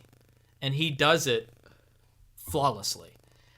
The part where he's just sending the message to his father. This is in the trailer, so not a spoiler. But he's sending a message out to his father. And there's a moment where he just like pauses and thinks like, okay, I'm just going to say what I want to say. And his like eyes well up and doesn't even talk. And you just see all of that in his face. He's one of the best actors ever, in my opinion. He's so good. Yeah, he's amazing. Just a crazy performance. And yeah, love the traveling through space. You get to see them go to Neptune. Never seen that before. Tommy Lee Jones, Ruth Negga was in this movie. She's she's really good. Yeah. I love the stuff on Mars. It feels like in a weird way like they're out in out west, you know, the Wild West. Like that's the far frontier, you know, there's not a lot out there, and that it feels like that. There's not a lot of resources. Rooms or whatever. Yeah. With all the projections are cool. But it's like even the furniture is like makeshift and like low budget, and like they could have gone high budget with that, but they went sort of real minimal, and I really respected that. Totally. But yeah. Anyway, Ad Astra. Hell yeah. Fucking love that movie. Yeah. Yeah, it's so good. So good. That's my number one. Sean, nice. Your number one. All right. For, you know, I don't know if Zach wants to go at the same time as me or we can go separately, but I think we have the same number one. Yeah. And we watched this movie together, The Fanatic, John Travolta. Parasite, I would say, is... Nice. I think it's I was wondering. Yeah, it's pretty rare for me that, like... You kept fucking hearing about this movie. Like it played at Cannes and just took Cannes by storm, and it won the Palme d'Or. And then I liked Bong Joon-ho for a while. He was a big deal in high school where we'd all watch The Host and think he was like so cool, and like you know, so like it was one of those things where I was like, oh, are people just discovering like how cool Korean cinema is? But then you see the movie and it's just so well done, from a filmmaking standpoint, from a storytelling standpoint. The stuff about, like, you think you know the movie, and then suddenly there's scenes where it's raining really hard, and they go back to their house, and there's just God. Like, one of the craziest set pieces of the year is, like, someone just sitting on a toilet so shit stops coming out, and, like, you know what I mean? Just, like, I don't even... Like, I think the three of us are all pretty fortunate, and like one of those things where, you know, as like a seeing the classes combined from the upper class where you're like, it's hard to fathom that level of wealth, and then hard to fathom that level of poverty, and seeing them interact, I think is really interesting, from just not being preachy in like an obnoxious way, but obviously still saying something. And then of course it divulges to another level of desperation. I know it opens super limited, so I'll try not to spoil it if people haven't seen it, but like just the way where it goes, and there's a certain visual of someone pushing something open that has I think about often. And I don't know, there's a scene where a guy eats a banana, and like he's like hasn't eaten food like in a while. It's just like like I just think about this guy eating a banana, and I like cringe and get sad, and like I don't know. Not to talk too much, but just one other thing is Bong Joon-ho. He's like the master of setting up something innocuously cool and then blowing it up. There's like he does it in all of his movies, where you see something and you go, oh, that's cool, that's the thing, and then all of a sudden he subverts it in like 30 or 40 minutes later in a way that you're like, fuck, that's such a good idea. And in this movie, there's something to do with lights. Oh yeah. The walking on a staircase that is so layered and impressive that like that is just an example of how smart and fun, like, you're not just smart but fun. Yeah. These movies are. Zach, Parasite, baby, number one. Honestly, so impressed with this movie. Really not a question for me from the moment I saw it. I was like, yeah, that's definitely gonna be. I would be surprised if I saw a better movie than this year. It's pretty incredible. I think you really hit it when you said it's impressive, but it's also fun. Yeah. Like, I feel like this movie works on so many levels, and it's so crowd pleasing, and I haven't talked to one person who didn't like it, and it's like a miracle. You know, I don't know how they juggle all these tones. Yeah, yet it's not off-putting. Like, it's not sickeningly fun. But there's also things in it that are so off-putting. Yeah. You know what I mean? Yeah. That are like disgusting and horrible. Yeah. But it somehow wraps it in this package that's just it's interesting and it's fun and it's intriguing and it's well done. It's hilarious. There's so many moments that like I'm laughing and then moments later I'm scared, and like it sounds like such a cliche thing, but I feel like very rarely is that true. Where it's like I'm crying at one moment, I'm laughing the next, and it literally did it. You know, and I don't know how it juggles those tones. Like it's very impressive to me. Thematically, everything just worked, and all the performances are great. The cinematography is great. The production design is incredible. Yeah. How could someone honestly watch the movie and not like it? Yeah, I don't know. Yeah, seriously. It's so likable. Yeah. Like it is a lot of fun, as like heartbreaking as it can be. It is such a fun ride the whole time. Yeah. Yeah. And I gotta say, it's probably my favorite trailer of the year. It's a good trailer. For sure. It's such a good trailer, and yeah, you know, like this was on my number one for a long, long time. Like, and as I said, any day that you catch me, this could be my number one. Yeah. My top four kind of all blended in, but it's an amazing movie. I can't wait to see it again. Yeah. I went and saw it again, and I went on like a double date, and they're like, everyone was like, "Oh, you've seen it already." I'm like, honestly, please. Like, please let me go again. Like, I've just been trying to get anyone to go with me to see it again. Let's go. The second it was over, I was like, fuck, I want to see that again I would watch the whole thing again right now. You know what I mean? Like, yeah. It's so good. Yeah. Unbelievable. Well, what a year. Yeah, man. That's our top 10s. Woo! Very good movies in there. Very good movies. Let's talk about some honorable mentions. I'll go ahead and start. I made a list, but these are some movies that didn't quite make my top 10, but I think they're worth like shouting out. Jojo Rabbit. I really dug that movie. I thought that was really good. And I know you guys didn't finish it at that one point, but yeah, I really like how that ended up being. Sure. Knives Out. Yeah. Midsommar. Art of Self-Defense was on my top 10 for a long time. Nice. John Wick 3. Such a fun movie. Parabellum. Getting domed, baby. And Avengers Endgame. You know, worth shouting out. It's kind of crazy that this movie existed and ended up being somewhat decent. Totally. I agree. It's way better than I thought it was going to be. Yeah. Or even could be, honestly. Yeah. And just a couple shows that I thought were really good. Mandalorian was pretty recent, but really dug that. Watchmen ended up being amazing. I don't know if you guys watched Watchmen. Yeah, I think we both did. We watched the finale. Honestly, very surprised at how good that was. Very surprised. Me too. I started out not really liking it in the beginning, and I was slowly... I was very skeptical of it. Almost the entire way until I realized, you know what, this is really fucking good. Like, I agree. And probably the best miniseries, hands down, this year was Chernobyl. That was awesome. Still haven't seen Chernobyl. Yeah, oh my god, so good. Zach, you would love Chernobyl. I know. I gotta watch it. I think he would. Yeah, he just. I want to. He hates HBO. No, that's not it. Other circumstances have led me to not be able to watch Chernobyl, and it's upsetting. Yeah. Any other content or shows?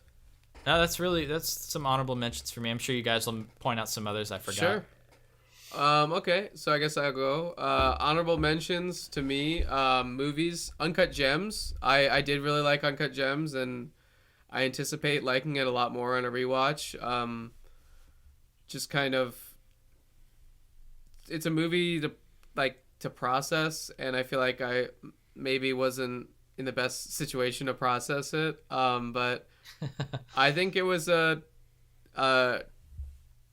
very striking movie. Did a lot of really interesting things, like conceptually, just cool to put a movie in the Diamond District, and I loved the buzzer that kept jamming when and the door breaks, that and kind of stuff. Like, good. and you're like, what the hell Totally. is this? Yeah, like That was good year good, for yeah. stressful movies. So I was really stressed out this year. Like Parasite Kind of reflects also the had some really kind of reflects the stressful- year in general. You know, like 2019 was kind of a stressful year. Yeah, there's a lot of scenes of like not bad people about to get fucked over. Yeah. And like there might not be good people. A lot of them are morally gray. Parasite. I mean, they're like when they have a sleepover and they're gonna get busted. Like that scene's really stressful. Stuff like that. Oh yeah.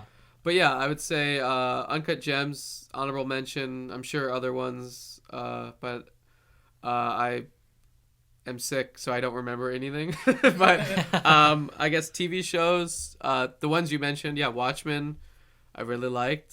Chernobyl, Yeah. I really liked. HBO had a really good year. I liked Succession. Season 2 was better than season 1. I really want to check that out. I hear it's great. Yeah, I just got my wife to start watching it. She was like, she always saw the trailers and was like, fuck that show. It's just a bunch of rich white people being assholes. And then after like the That's first kind of episode, what I thought. she was like, I'll watch it. Yeah, sure. So I was like, I think it's just one of those things where, I don't know. It's kind of like Veep, where they roast each other in a way that's like just very watchable. Nice. What Mindhunter? Season Oh yeah. 2. Yeah. I thought Oh my was God, a that big was this step year. up on season 1. Very good. That was really good. Yeah. Yeah, that to me is just like a very watchable show. Love that show. I like that show. Yeah, and then I feel like there was other shows, but I don't know. I'm like I said, sick, so I don't remember. Yeah, It's all good. She's Gotta Have It season 2. Nobody watched it, but I liked it, and so did my wife. So 2 people liked it. It was good from what I saw. I didn't finish it. Yeah, and then content. David Henry Nobody Jr. on Instagram is doing some really interesting things. There were some great Jeremy Renner lyric videos that Yeah. came out this year. We watched at work. I remember Yeah. you like those in terms Oh of yeah, content. Jeremy Renner's Amazon store was really good content. Oh my God. That other- exists. Other good content for anyone still listening to the show. Yeah. Jeremy Renner's app, I think it's down now. It is, unfortunately. That was great content. Oh yeah. Yeah. I've been really into ASMR videos of people rolling over stuff with their car. Yep, that's And a good one. different types of ramen, just to see what's the crunchiest ramen. So if anyone has some good ASMR crunch videos, hit me up at Sean M. Pierce on Instagram. And, hashtag follow for follow. And, yeah. Zach, take it over, man. All right. My movies for honorable mentions were The Truth, which Sean talked about. Really enjoyed that. Yeah. Little Women, which I really loved, and Yeah, I wanted to point that Definitely out too. Little Women. was surprised at how much I liked it, even though I thought I was gonna like it full well going in. Atlantics, very interesting movie. Marriage Story, very. You watched it? Yeah, I liked it a lot. Nice. It was a surprisingly watchable movie that I thought would be absolutely not watchable. That's not fair. not Yeah. like not watchable that it would like I would dislike it, but it just seemed like it was gonna be hard, and Yeah, it yeah. was Easy surprisingly enjoyable for how difficult the themes are in it. Yeah. Apollo 11, which we also talked about, and Recorder, which I thought was a really good documentary about a woman who recorded all of television for a certain amount of years and archived it. Oh right. Yeah, we talked about that a little bit. Wow. Yeah, and it's not. I mean, there are stylistic things that maybe are a little generic. There's times where it's like very doc. You know what I mean? But honestly, the story I just was very intrigued by, and it positioned it in a way that I didn't anticipate thinking of the story in, which I thought was interesting, and it was just a really interesting story. So I liked that a lot. For TV, I really enjoyed The Righteous Gemstones. Oh yeah, Betty. Oh, which dude, yes. I knew Yeah. I was forgetting something. Yeah. Yeah, I had That was forgot about good. it too until yesterday. My girlfriend hadn't finished it, so we watched like the last few episodes. I rewatched it. And I was like, "Damn, this show is so funny." Very funny. It's very funny. Mindhunter, which was brought up. Yeah. I hadn't seen any of it until this year, so I watched both of them. Oh, yeah. and really liked that. Great show. Watchmen. Very surprised at how good it was. Very taken with that show. There's a show on Adult Swim called Joe Pera Talks with You that I think is my current favorite show that's on. It's just about a very quaint man who lives in Michigan and does very quaint things, like an episode of him just going to the grocery store, talking about what he likes to buy at the grocery store, talking about growing different types of beans for an episode.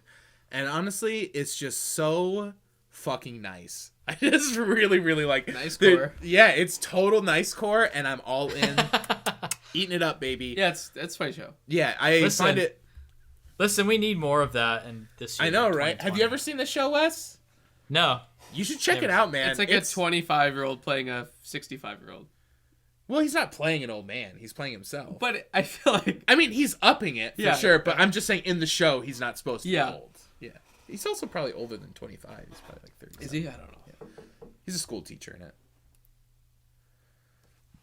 I was just Quite a assumed he was teacher. older. I just literally assumed it was But, yeah, I think that show is really, really good. I think it's stylistically really, it's like well shot, and I really like the score. It has this kind of ambient score that I really enjoy. A lot of them are just kind of him rambling on different topics. Like there's one, it all started from a special called Joe Pera Talks You to Sleep, and it's just kind of him tangentially going on rants about different things in a very nice way that I don't know. I think it's really great, and I don't hear anyone talk about it. And it's like one of my favorite shows. You know who loves that show? Who? My brother. It's his Really? favorite show. Oh wow, that's amazing. He's obsessed with It's so good. Yeah. I absolutely love it. He That- literally is like, it's the fun. He just watches it all the time by himself. I've rewatched all the episodes this season. I think my probably brother 3 like times. is obsessed with it. Yeah, Yeah. he loves it. Have you watched the grocery store one? I haven't. You've talked to me about it's that. so good. I don't know if you or my brother talked to me about the Babby O'Reilly one. Oh My yeah, brother's familiar yeah. with that episode. Mhm. So real quick, are you done? I had one more. Oh, what is it? Dark Crystal: Age of Resistance. Oh, yeah. Which is Oh, yeah. an absolute miracle. Did you of finish it? television. Great. Yeah. Great It's- call out, dude. Honestly, fucking shocked at how good this thing is. Gotta watch like, it. I was like, oh god, Louis Leterrier or whoever the hell did it. Like, fuck this guy doing Wrath of the Titans, touching my Dark Crystal. Get out of here, bud! And then I watched it, and I was like, actually, come back. This is really fucking good. Like, It's so good, dude. it's a miracle. It how is good a that show miracle. is. Yeah. Yeah. It's crazy. Definitely my TV show of shame that I have not watched that. Yeah, you gotta watch that shit, man. I will. It's perhaps great. one of the best puppet productions maybe ever. It's made. so impressive. And it's honestly- so impressive. It's so fantasy. A very fantasy. So heavy. fantasy. And it's honestly just really in line with the spirit of the movie, which in a Totally. to a surprising degree. I think visually maybe it tangents off a little bit and gets a little bigger in some ways that aren't necessarily great. You know what I mean? But the spirit of the movie is in there. And, Yeah. I highly recommend once you do watch the show, watch the documentary. There's a documentary. I still you can haven't watch watched after. the documentary. Yeah. Oh my god. I have watched the. I'll admit it. I've watched the documentary. You and didn't haven't watch watched the show? Yeah. Did it spoil a bunch of shit about the show? it's- Of course mostly- it did. Well, No? it's mostly just. Have you watched it? It's mostly just them Yeah. building puppet sets. You're I mean, it fucked, shows bud. Get outta it here. shows What a are you lot of the chuckling at, by scenes the and way? stuff. Huh? Chuckling at something. What? You're chuckling over there. Well, it's just being a chucklehead, yeah. No, I'm Zach, watch. Fucking wild. Zach, That's watch my the that's my documentary. I gotta watch the TV show of shame. I've put it on several times. I just Well, you could have watched 2 episodes instead of watching the fucking doc about it, bud. And get hooked. no, the doc's like an hour and some change. Yeah. I want to hear it. Dude. All right, so to right. pivot. Oh wait! I didn't talk about my content. Oh, okay. Let me hear your content. What's your content? Badlands Chugs had some great content this year. What? Gotta give your service. YouTube. YouTube, yeah. Okay, yeah. Great YouTube channel, Badlands Chugs. Most recently, I think did a beef broth Das Boot chug, which was very good. And I think the Liziki's also a very good YouTube channel. Woman who just does a bunch of amazing recipes from her garden and feeds her grandmother dinner. It's very good. I've watched Sounds delightful. several Yeah. videos. And Feature Man might be my new favorite finding of the year. Tom Willett, just a great YouTuber. Really great corned beef hash comparison videos. Do you buy the Aldi brand or the Kroger brand canned corned beef hash? I don't know. Watch Feature Man. Does some Hungry Man food reviews. Some investment tips. Some original music. It's just got everything you want. It's got everything. Check it out, That's Feature excellent. Man. Could I quickly? I'm curious. Couple categories just to throw some curveballs here. Yeah. Not worst movie of the year, because let's be honest, ain't nobody got time for that. Biggest disappointment going into the year. Was there a movie that you were like, this is like one of my most anticipated, and then you watched it, it was a letdown? Yep. I already know mine. I think go for probably it. The Lighthouse. The Lighthouse. Listen, I like the movie overall. You know, it's good, but I had I put it on such a high pedestal. I was like, I'm gonna see this movie, and it's gonna be my favorite movie this year. You know, and I rewatched The Witch as well before and after, and I'll say that The Witch is just a superior film to me. It's watching The Lighthouse elevated The Witch, and made me appreciate it even more. And I think that is a better film overall because it seems much more focused.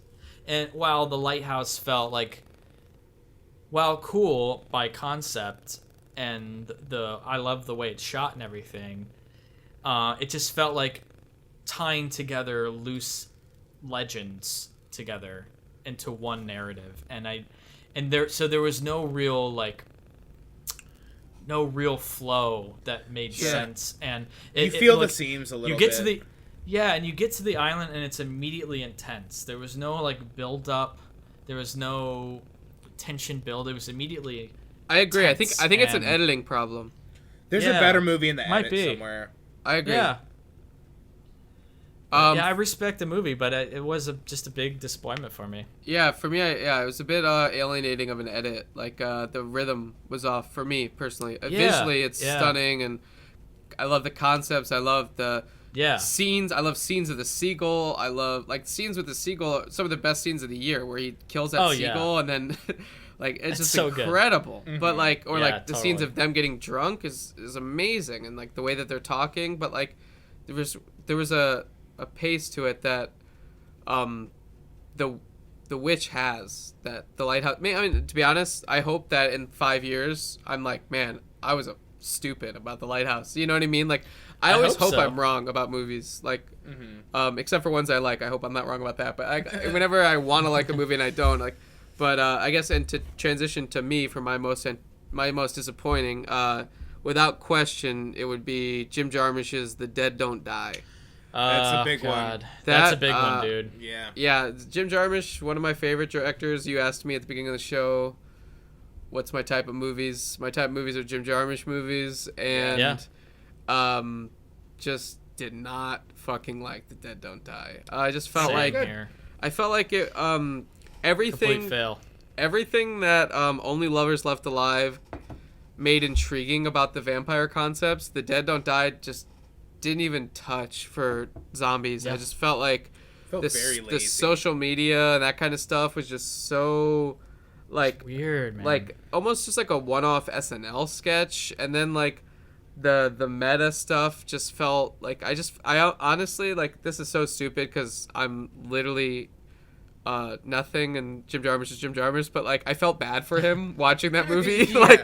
I did too, man. That It's movie not good, was dude. the opening It's not night good. film of Cannes, and it ends with a meta thing that I felt was so tired that I was like, am I just missing this on another level where it's now so tired it's genius? You know what I mean? It's why is this smart? It's Jim. And Yeah, it's just it's not. It's just not very good. Yeah, and I mean, I thought that Only Lovers Left Alive and Patterson Oh my God, they're so Two- good. two of Love the both best- of those movies. 2 of the best films of the decade.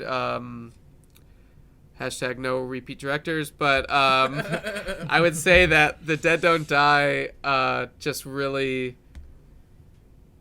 I was really excited for it. You know, it brought back Tom Waits. Like much, Yeah. like, you think about like Robert De Niro being brought back to The Irishman after 25 years, and Tom Waits being brought back to Jim Jarmusch.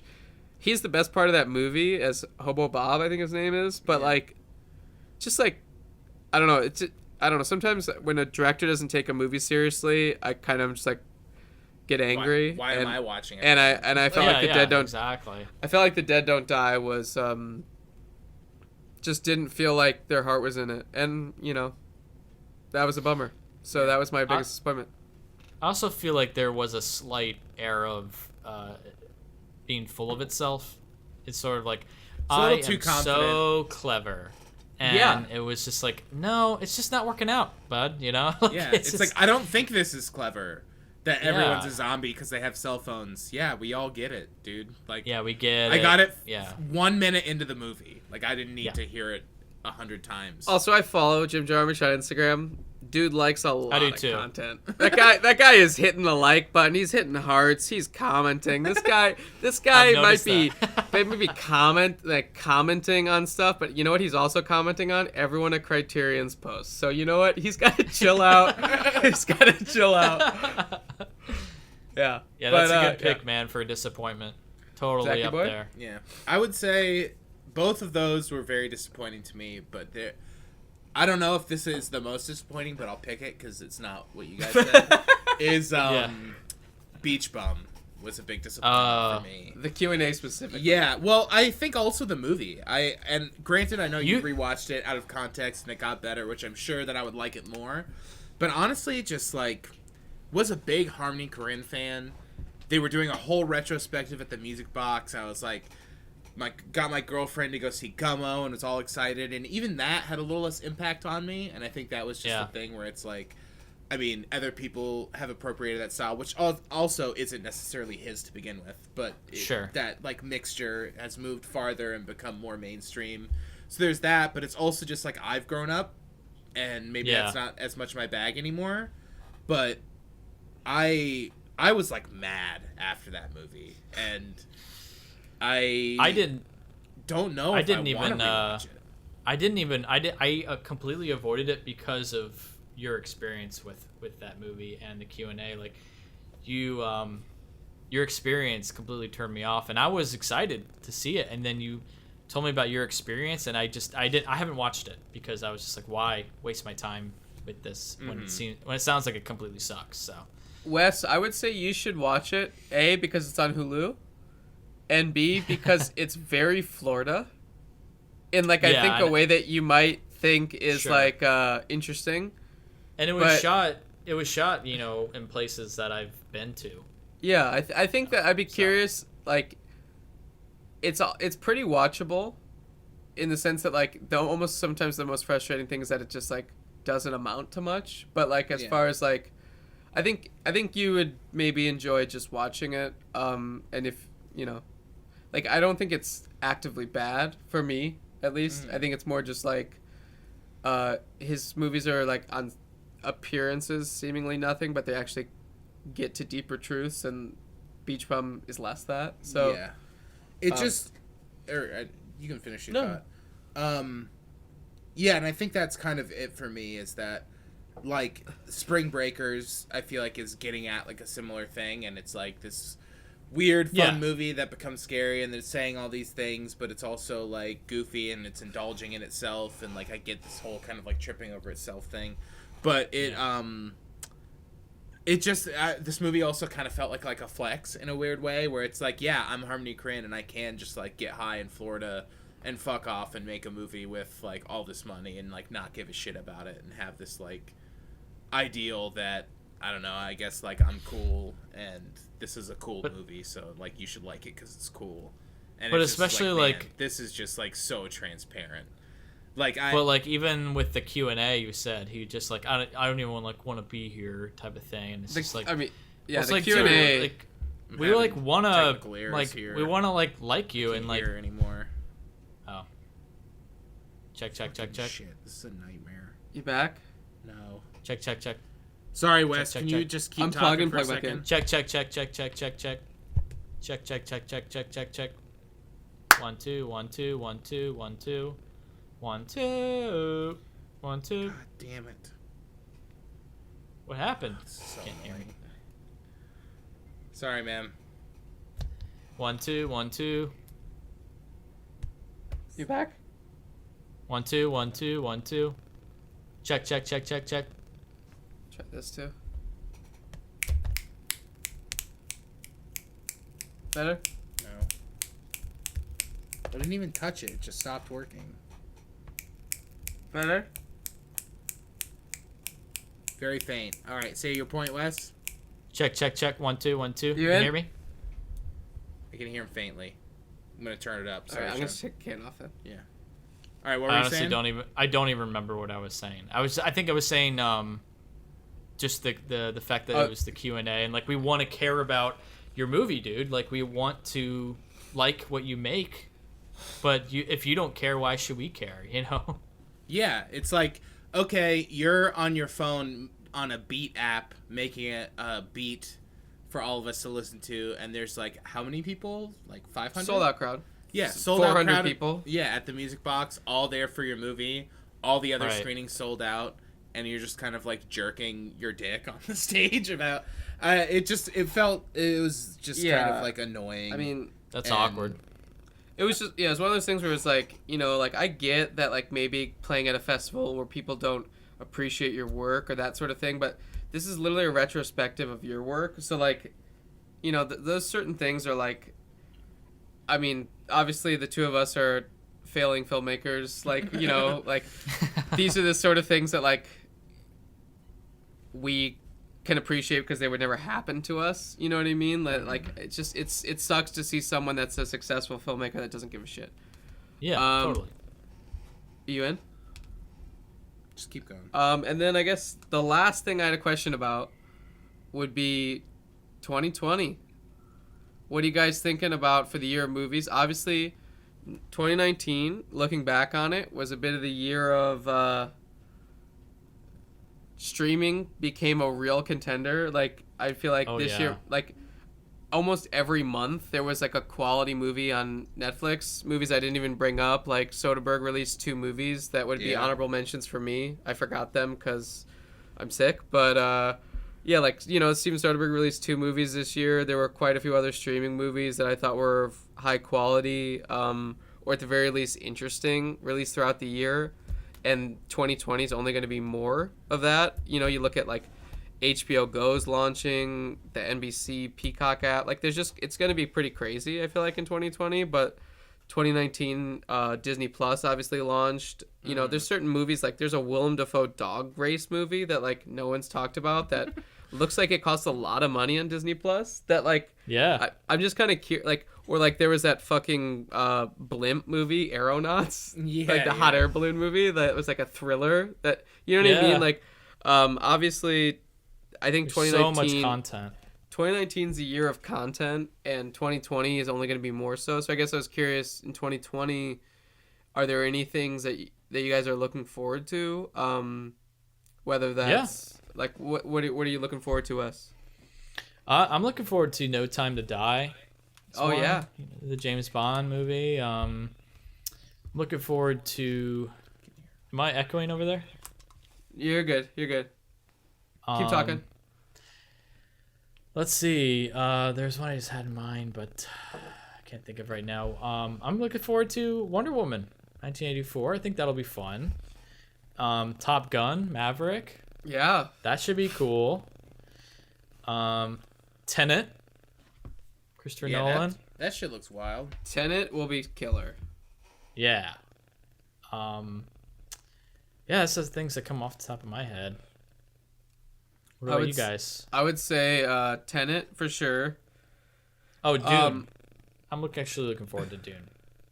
Although Dune- I'm hesitant, you know, because it's a property that's been done before, and I'm not sure how it'll be pulled off, and I'm not sure about Timothée Chalamet doing the starring role, but Denis Villeneuve, It's one of my favorite Yeah. directors right now, so it's gonna at least look amazing. I think it'll be cool. I'm excited. I like Yeah. the other Dune though, so what do I know? I feel like I'm in the minority on that. Go ahead. I was just gonna say I can't really think of any, but I know that definitely my most anticipated is About Endlessness. Roy Anderson, yeah. Yeah, just because. Oh yeah, dude. He's one of my top dogs, so. Isn't that Bark, technically you know, gotta that? see that shit right away. Didn't that come out this year too? At some point? It's much like The Truth, where they play the fall festivals, and then Yeah. they all like First Cow, Kelly Reichardt. Yep, that's another big one. First she's a- Cow. I wanna see this year. She's a top dog as well. Like a lot Yeah. of these movies will come out in the first half of the year. Mhm. But yeah, I'd say that like this year, I'm curious I feel like a lot of things are moving to television, but like Yeah. like obviously like you know you got a Spike Lee movie coming out straight to Netflix. Ooh yeah, Defy Bloods. The Five right? Bloods. You got Real a excited for David that. Fincher Netflix movie. You know what I mean? You have Oh really? David and- Fincher Netflix movie? Yeah, it's called Mank. It's about the writing of Citizen Kane and his dad wrote the screenplay like 18 years ago. Seems pretty interesting. Oh my god, I didn't even know about this. Yeah, so and then you got like stuff like Andrew Dominic, who did Assassination of Jesse James, is doing his first movie since Killing Wow. himself. Killing. Yeah, but it's a Marilyn Monroe fake biopic. Like it's like not a real story, but about Marilyn Monroe, and it stars the lead of Knives Out, Ana de Armas. No, she's amazing. So, She's like, she's a star in the making, dude. Yeah, it's kind of interesting that I feel like a lot of this content is coming straight to streaming. Like Soderbergh already made a movie that's finished that's course. coming straight to HBO Max. You know, like it's just one of those things where it's like, and it stars like Meryl Streep and is on a boat and like just floating across Europe. It's just one of those things where I just feel like a lot of content is coming straight to streaming, which is great. I just hope that they spread it out throughout the year. That's the one thing I would hope for 2020 is also just because I'm sick and just thought of this, honorable mention, Waves. That was a good movie. Yes, absolutely. I never forgot saw about Waves. Yeah, that was good. That was good. And I just watched part of Krisha, his first movie. I don't know if you guys have seen this movie. It's on Netflix. No. It's amazing. I didn't know it was on Netflix. His second movie is terrible. I fucking hated it. Whatever that movie was called. It comes at night. It Comes at Night. But Krisha. Oh yeah, I Oh didn't my like God. that movie either. Krisha's amazing. So You only watched part of it though? yeah, I'm gonna finish it soon. How long ago did you watch it? This is last week. You going a week between watch parts? Within the last week. Okay, bud. Trust me. Real good, huh? We'll talk. Oh, off- fucking loved it. We'll talk. How's Chernobyl? Loved it so much I stopped it for a week. How's Chernobyl, Zach? Chernobyl has other factors. Oh yeah, maybe Krisha does too. Okay. Yeah. What about you guys looking forward to Bad Boys for Life? Yeah, you're looking. Hell yeah, man. Yeah. I'm kidding. I'm not. Is there? BB4L. What's the next movie you guys are looking forward to that comes out this year? Is there like, we're in a bit of a dry spell. What's the next one? Get me excited, boys. I don't know. Let's hear you guys I think rant. honestly, probably Mulan. I think that might be all right for a remake, Disney remake. It Mulan might not looks be bad.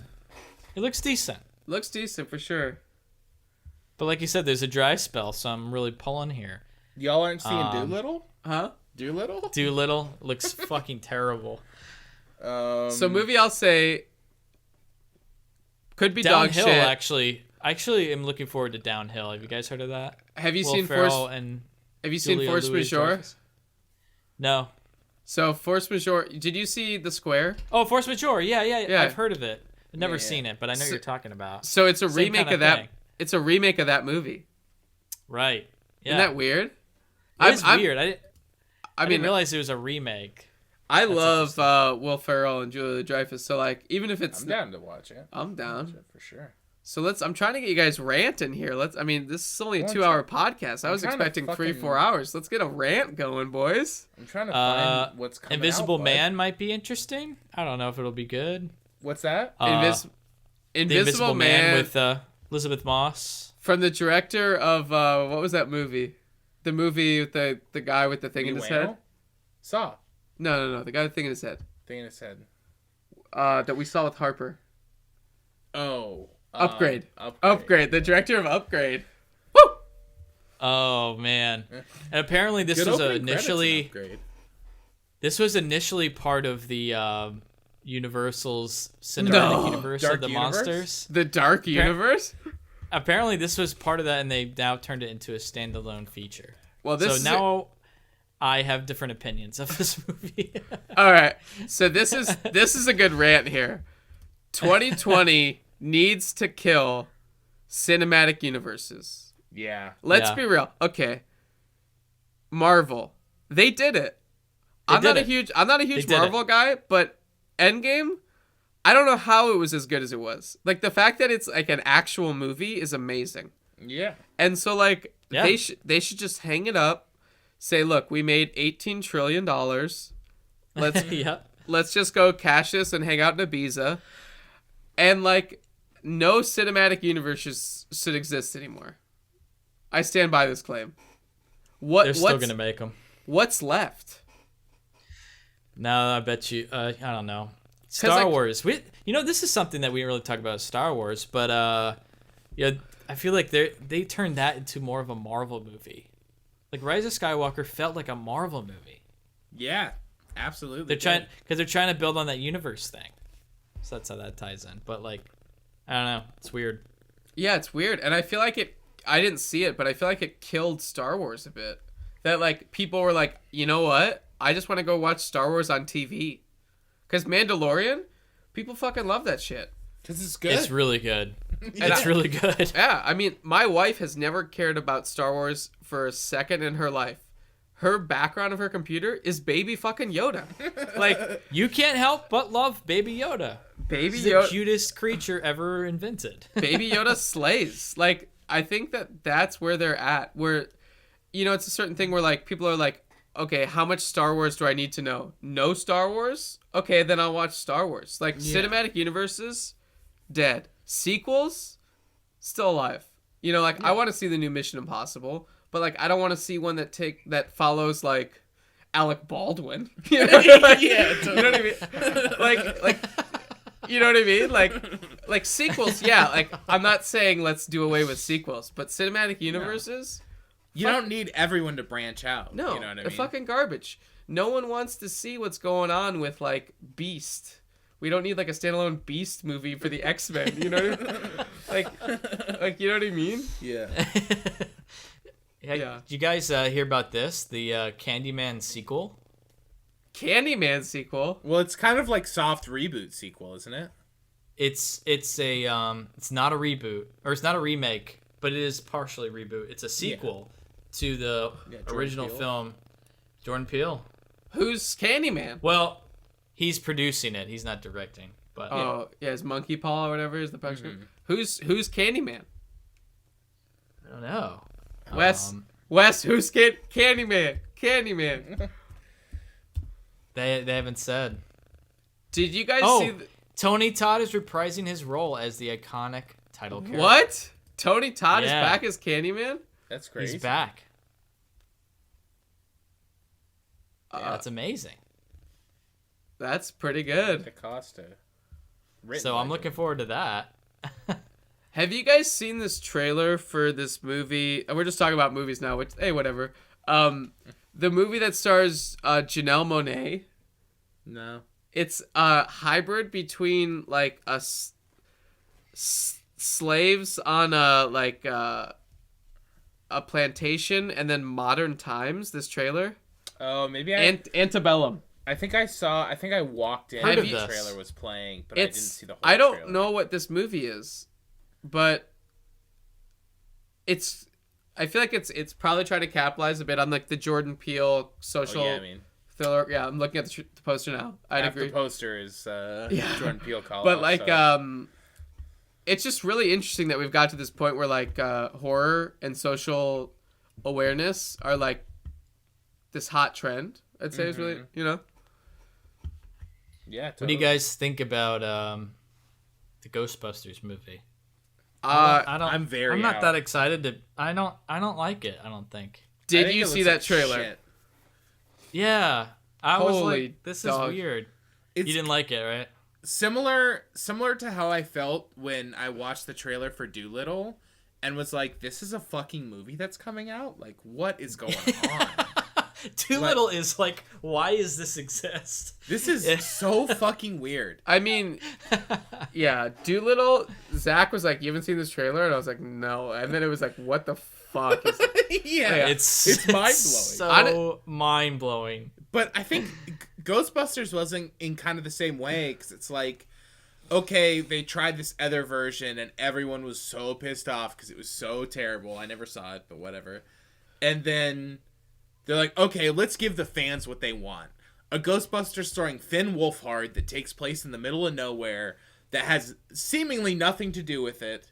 And It's weird. It just was like, and it feels, there's like whaz, and it's like an action movie with like, it feels strange. Stranger Things, Ghostbusters. It just feels like such a fucking cash grab. I don't know. I would say that this 2020, mark my words, I'll make a bet right now. 2020, the worst movie year of the last 10 years. Yeah. Why is it just because we're looking at this list and it's like Minions, I mean, Fast and Furious 9, SpongeBob, Scoob, I'm looking. Legally Blonde 3. I'm looking at the release schedule and Purge 5. Literally we have the month of July. Yeah, it's not looking good. First of all, Hey, look at this. August though. Bill and Ted Face the Music. I will say I was excited about Bill and Ted Face the Music. Ed Solomon, creator of Mosaic, rest in power. Steven Soderbergh producing, but the still of Keanu Reeves' hair wig is. I haven't seen it. Let's pull up a picture of Keanu Reeves' hair. I haven't seen this either. Bill and Ted Face the Music. This? No. That's just a still. Look at the still of the movie. Hold on. Keep going. What's going on here? I see it. He There's looks like a still in the phone booth. Yeah. What is going on there? What? He just looks like he has a lot of makeup on. It's terrible. He does look like he's wearing like a lot of makeup. But and see, like these are the still. These aren't even the stills I'm talking. Search Bill and Ted Face the Music, and also this is still Kid Cudi is in the back. That's like, oh my god. Why? Like, is this where we're at? Yeah, apparently. Let's. This? What are these magic stills you found that aren't anywhere? In this 30 seconds I've taken to I can't find it, but like it. even like Here? it just looks like off. Yeah, well, it's a weird behind the scenes photo, Sean. Touch it, yeah. I'm worried. I'm sweating. Honestly, what's their name? The Stallions, the whatever Stallions. Wild Stallions. Well, here's another one. Here's another one for you. Halloween Kills. I'm intrigued. I mean, David Gordon Green. I love David Gordon Green. Yeah. Mm-hmm. But like, I liked Halloween. Yeah. His remake or I did sequel, too. whatever you want to call it. I mean, this is a year we have a Clifford the Big Red Dog reboot. Godzilla vs. Kong. Oh shit, that's this year. Yeah. We have the West Side Story remake. Jesus. Steven Spielberg. We have the Croods too. Like, this is just. I mean, let's be real. I'm Many Saints of Newark.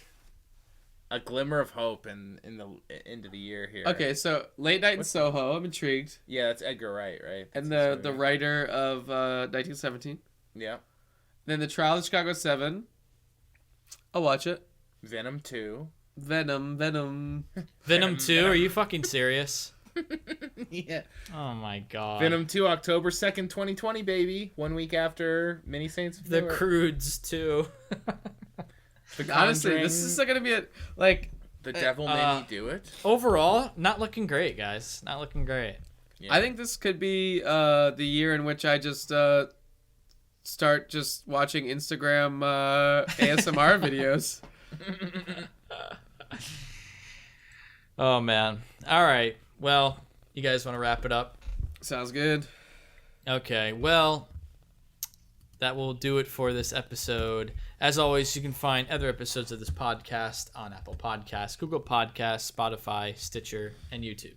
Follow us on Facebook and Twitter, and if you enjoy the show, please consider leaving a review, because every rating brings more listeners. You can email us at listentousrantaboutmovies@gmail.com. Thank you to our Patreon producer, Sean Pierce, and our other Patreon supporters.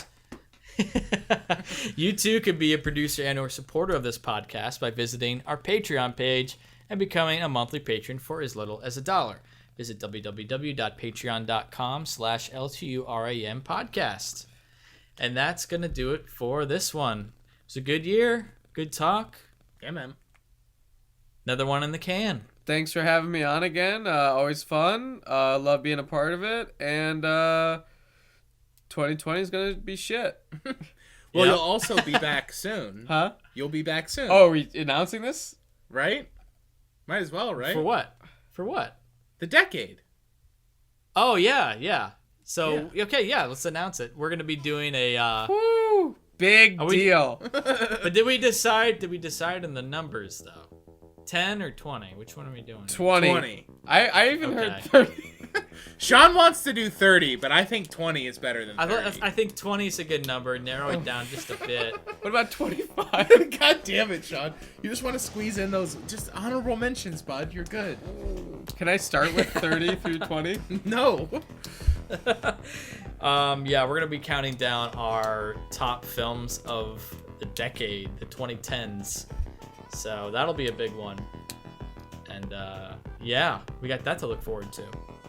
Yeah, man. All right. Does anyone want to reveal their number one right now? No. No, and I have no idea what it would be. But all right, guys. Bet 'em. Till next time. All right, till next time.